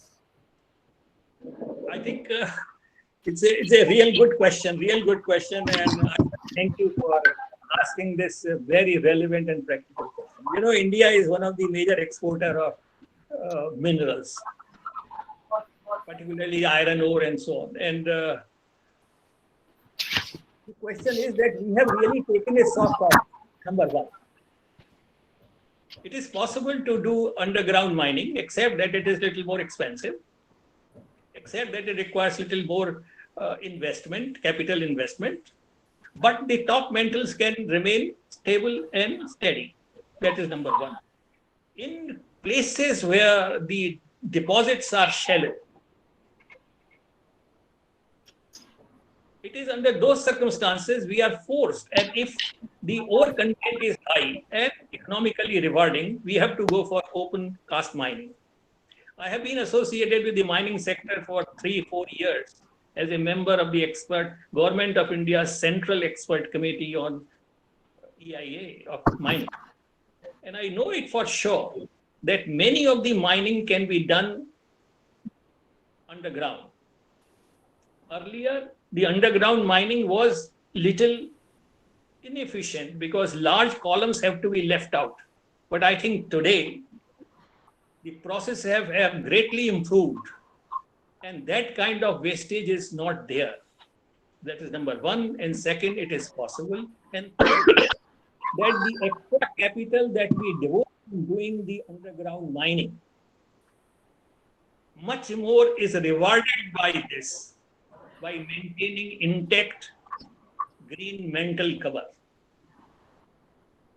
in terms of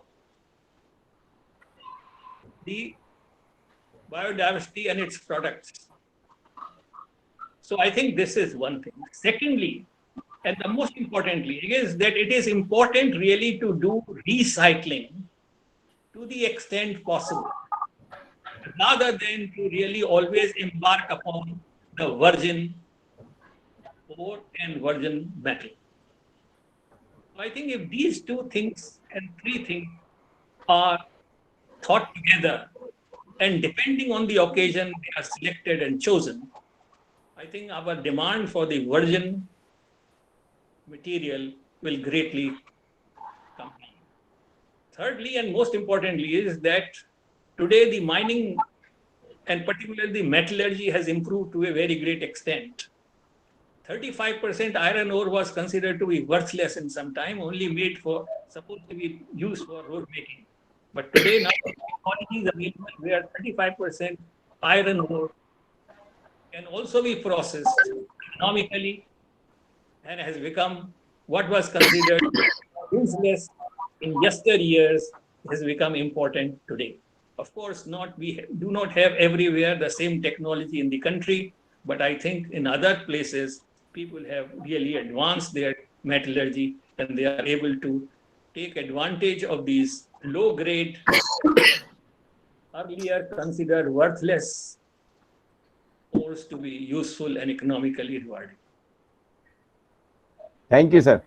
Thirdly and last point, that even where we are forced to do open cast mining, it is simultaneously we must have a program with equal emphasis of revegetating the OB dumps. so that it is only for a very short time that backup filling is there. As soon as we have scooped the material, the scooped out area is quickly filled out, leveled and contoured, and plants are planted, so that we are able to recreate as early as possible the protective cover and the vegetation which is going to come up. But mostly what happens is that the vegetation program and revegetation is considered as an add-on activity which directly doesn't benefit the mine owner, and therefore only remains more as a, I should say, exercise with any emphasis. So I think this is what next. I hope that I have been able to address your question and to satisfy you. Yes, thank you.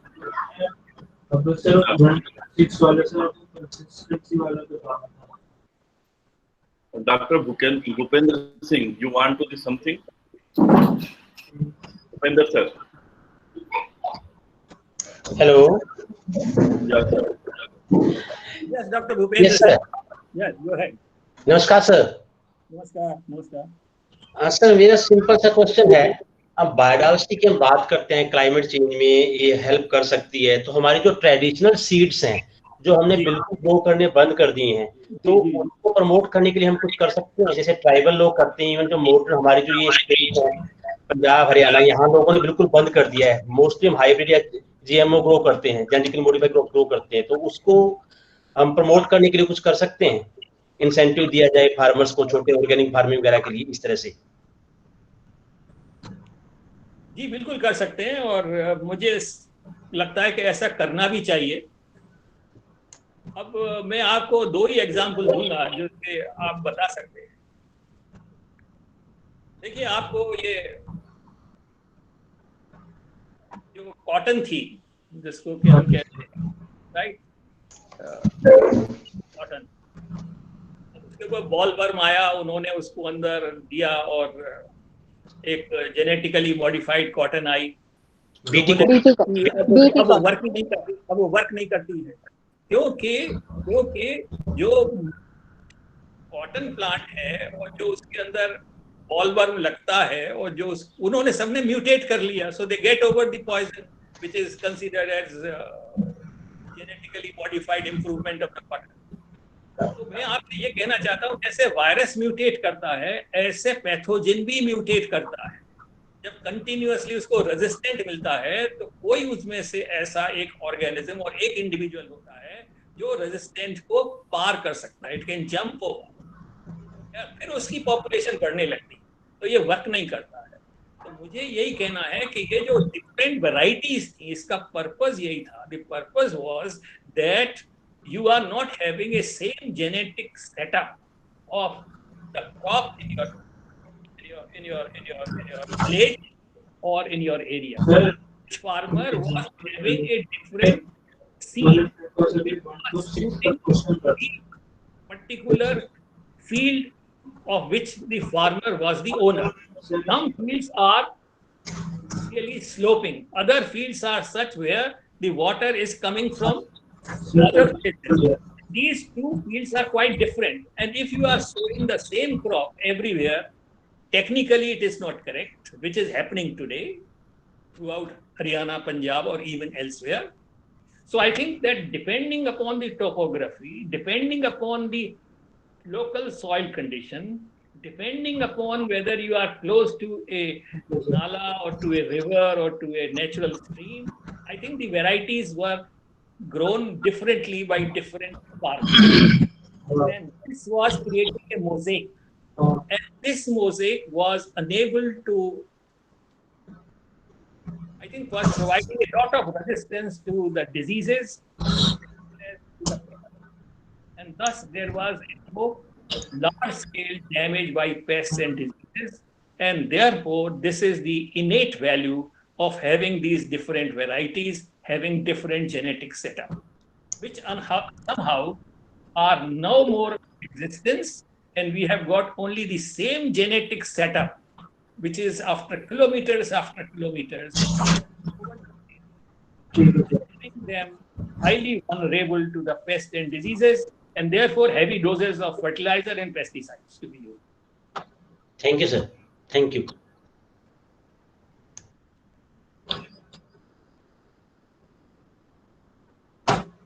So I think it is the last question, I believe, or there are some more.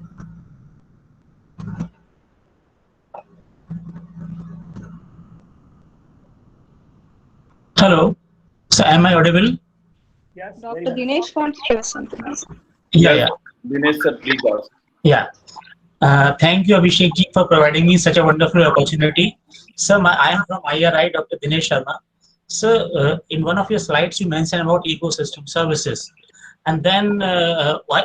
Because the biodiversity is decreasing, but because we are not able to put the valuation of biological resources. That is, I think, one of the greatest concern in India. So we are not putting the money tag on the biodiversity. So please elaborate on that aspect. The valuation of biological resources or valuation of land traces. Whether you have come across any study in India, from India? I think you have perhaps not careful when I was making some observation about the value of biodiversity. First of all, let me tell you that I'm personally not very happy when somebody says put a dollar tag to the biodiversity. Dr. Sharma, for two reasons, and you will appreciate this. Yeah. You put a tag on value, then you know that what it is worth. So you do not know that what is the worth of the biodiversity. And therefore, any dollar value that you put is very artificial and meaningless. I'll give you just one example. You know, for this COVID test, you know how many different kind of organisms have been used to produce the vaccine? Before COVID, their value was almost considered by everyone as zero. And you know what a great value that they have served? So I think their value has a potential which we had not realized. And anything whose value is not realized, and then you put a value which is definitive, I think there is something that needs to be thought about. That's number one. Even then, there are people who have valued biodiversity, and they say that the total collective value of the global biodiversity services and products is of the range of 125 trillion. Yeah.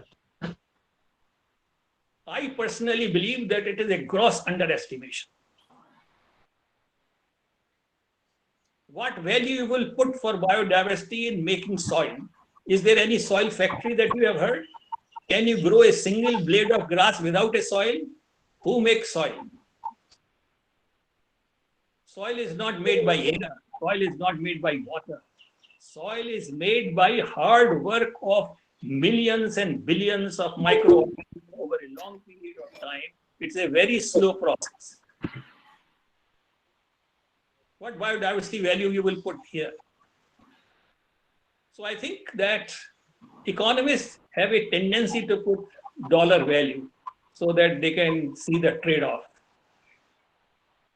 I think the economic system is a too small a system before the nature system. And to compare the two, and sometimes we say either this or that, I think it is nothing but a great expression of poor understanding of the systems. I would like to stop here only to say that it is worthwhile sometimes to put the value, but this is not, that's how the biodiversity should be viewed. There is no dollar value to the biodiversity because the biodiversity value keeps on emerging. As the situation demands, it keeps on emerging. It is almost like this, that you go to a warehouse and you get everything that you need like a Khulja Simpson. So when you have a need, you just go there and get it. This is what it is. Now, how do you put a value? Because your needs are going to emerge, and the biodiversity keeps on evolving. It is not static. That much you must understand. So the potential of biodiversity is what it is, the biodiversity that it has, and it has a potential of developing more qualities as the time passes, because it is an evolving resource, as against a metal resource or a metal ore, which is static. But this is the evolving resource. So I think it's a class by itself, which is quite different. And that we have not understood properly while we really calculate the class. Thank you. Sir, my idea was that if you recall that in 1997, Robert Costanza wrote a paper in Nature, and he just give an idea that nature provides roughly $33 trillion ecosystem services. Similarly, the US agriculture system, they put valuation tag on honeybees, roughly $42 billion every year, the honeybees. So until unless you're not putting any valuation marks to any organism, so how the policymakers can make policies to preserve and protect it? So that is my intention. That was my intention, sir. No, your intention is very, very correct. I do not know whether this dollar value that has been put for the bees is at all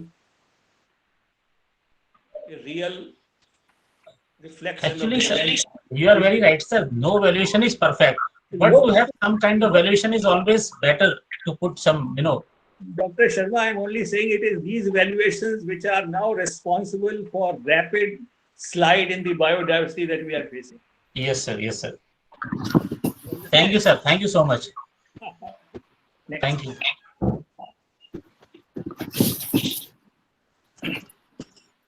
Yeah, thank you, everyone. Thank you, sir, for your informative and enlightening lecture on the climate change, biodiversity, and human being. As you connected these three topics and explained how it is related to each another. What are the impact of the human on the agriculture, biodiversity, and climate change? You explain how does biodiversity help to reduce the climate change. Explain 3 steps to the natural cooling of the Mother Earth, imaging and build the model, so everyone can understand an ecosystem services to restore the ecosystem, such as wetland, so that they sequester carbon, healthy biodiversity for the secure future. As the topic of the International Biodiversity 2021, the theme, we are the part of the solution. So your lecture is really related to this one, and we hope every participant will enjoy this lecture series. And here I also thanks to the some of our member, Professor J.K. Garg, Dr. Akhilesh Gupta, Dr. Bhupender Singh, Dr. Jai Kumar Raj, Dr. Kuldeep Singh, Dr. Punita Pandey, Dr. Kavita Singh, Dr. Sivaji Bagar, Dr. Dept Agrawal, Dr. K.K. Sharma, who are the present during this session from the society sides. I thanks all of them. And Dr. C. Rajasekharan is here, and he also wants to say something. Good afternoon to one and all. Again, joined here after a short break because of my personal commitments. I went out because personal in the sense, personal.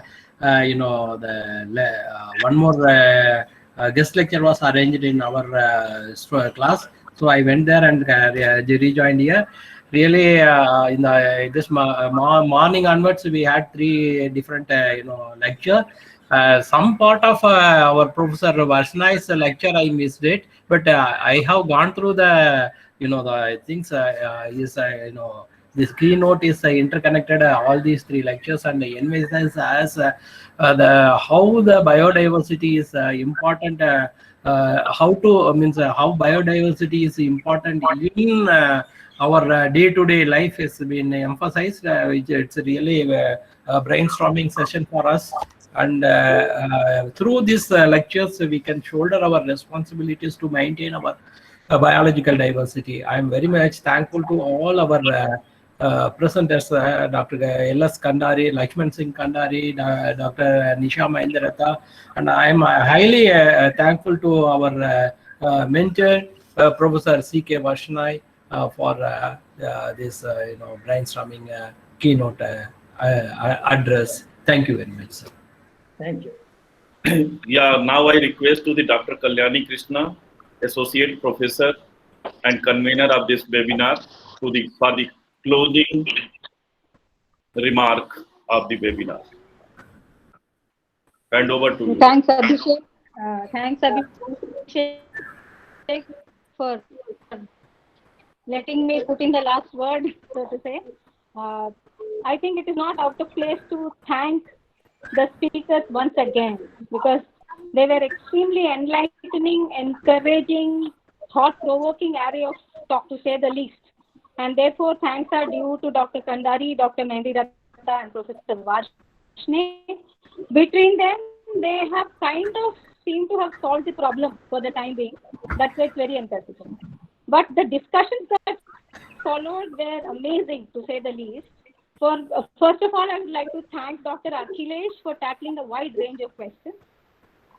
And to all the teachers, researchers, grassroots level activists, students, and people from across the country, absolutely heartfelt gratitude for making this a very enriching experience.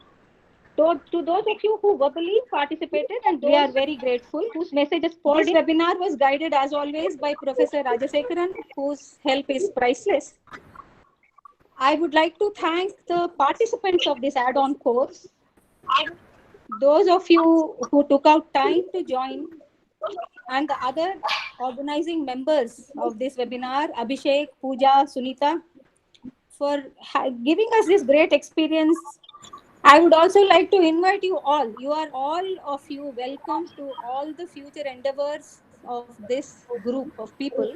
Whenever we have the next webinar or any other talk, you are all heartily welcome to join. Thank you so much once again. It was a great experience, and it encourages this organizing committee to go on and do other things as well. Thank you so much, all of you. Thank you, everyone. I also would like to convey my thanks to organizer, to all of you, and especially to Varshney sir for enlightening us in this special work. He has always been guiding DST as well. He is a very much integral part of our expert committees. His advices are very, very beneficial to DST. Thank you, sir, once again to you. And my wishes to everyone, to Venkateshwara College, their faculty, and all the dignified participants who joined all across various institutions. It was wonderful meeting all of you. Thank you. Thank you. Thank you, ma'am. Thanks. Thank you, ma'am. Thank you. Yeah. And we are also planning to the next webinar on the World Environmental Day on the ecosystem restoration for the climate change. I think you sent an invite to all these people, Abhishek, again, Yeah. to everyone, right? All of them need to join. That will be very, very, very nice. Excellent. Okay, thank you, everyone. Thank you, Abhishek sir. Thank you Bye. very much. See you, Kalyani Professor ma'am. Rajasekaran. See you again. Yep. Thank you, ma'am. Thank you for wonderful arrangements. Thank you, sir. Thank you, ma'am. I would like to appreciate Professor Kalyani Krishna, then to Dr. Pooja Gokhale, and then Dr. Sunita, Dr. Abhishek for wonderful arrangements. I find the involvement, the way of involving and arranging the things. We have to as a team we have to serve for ever and get the do many other such activities. I'm really thankful to one another. Thank you very much. Thank you, sir. Everyone. I also want to say Thank you, ma'am. Bye. And my dear friend Dr. Rajasekaran, who is associated with us for so long, so knowledgeable person, and Abhishek as well. Now you're part of our team in DST. I will put it up like that. Yeah. Thank you, So, ma'am. okay. Okay, Thank you very much for your kind presence and make our Professor Dr. Akhilesh Gupta Yeah. to join here also. I'm really thankful for your this involvement in organizing this International Day for Biological Diversity. Thank you very much, ma'am.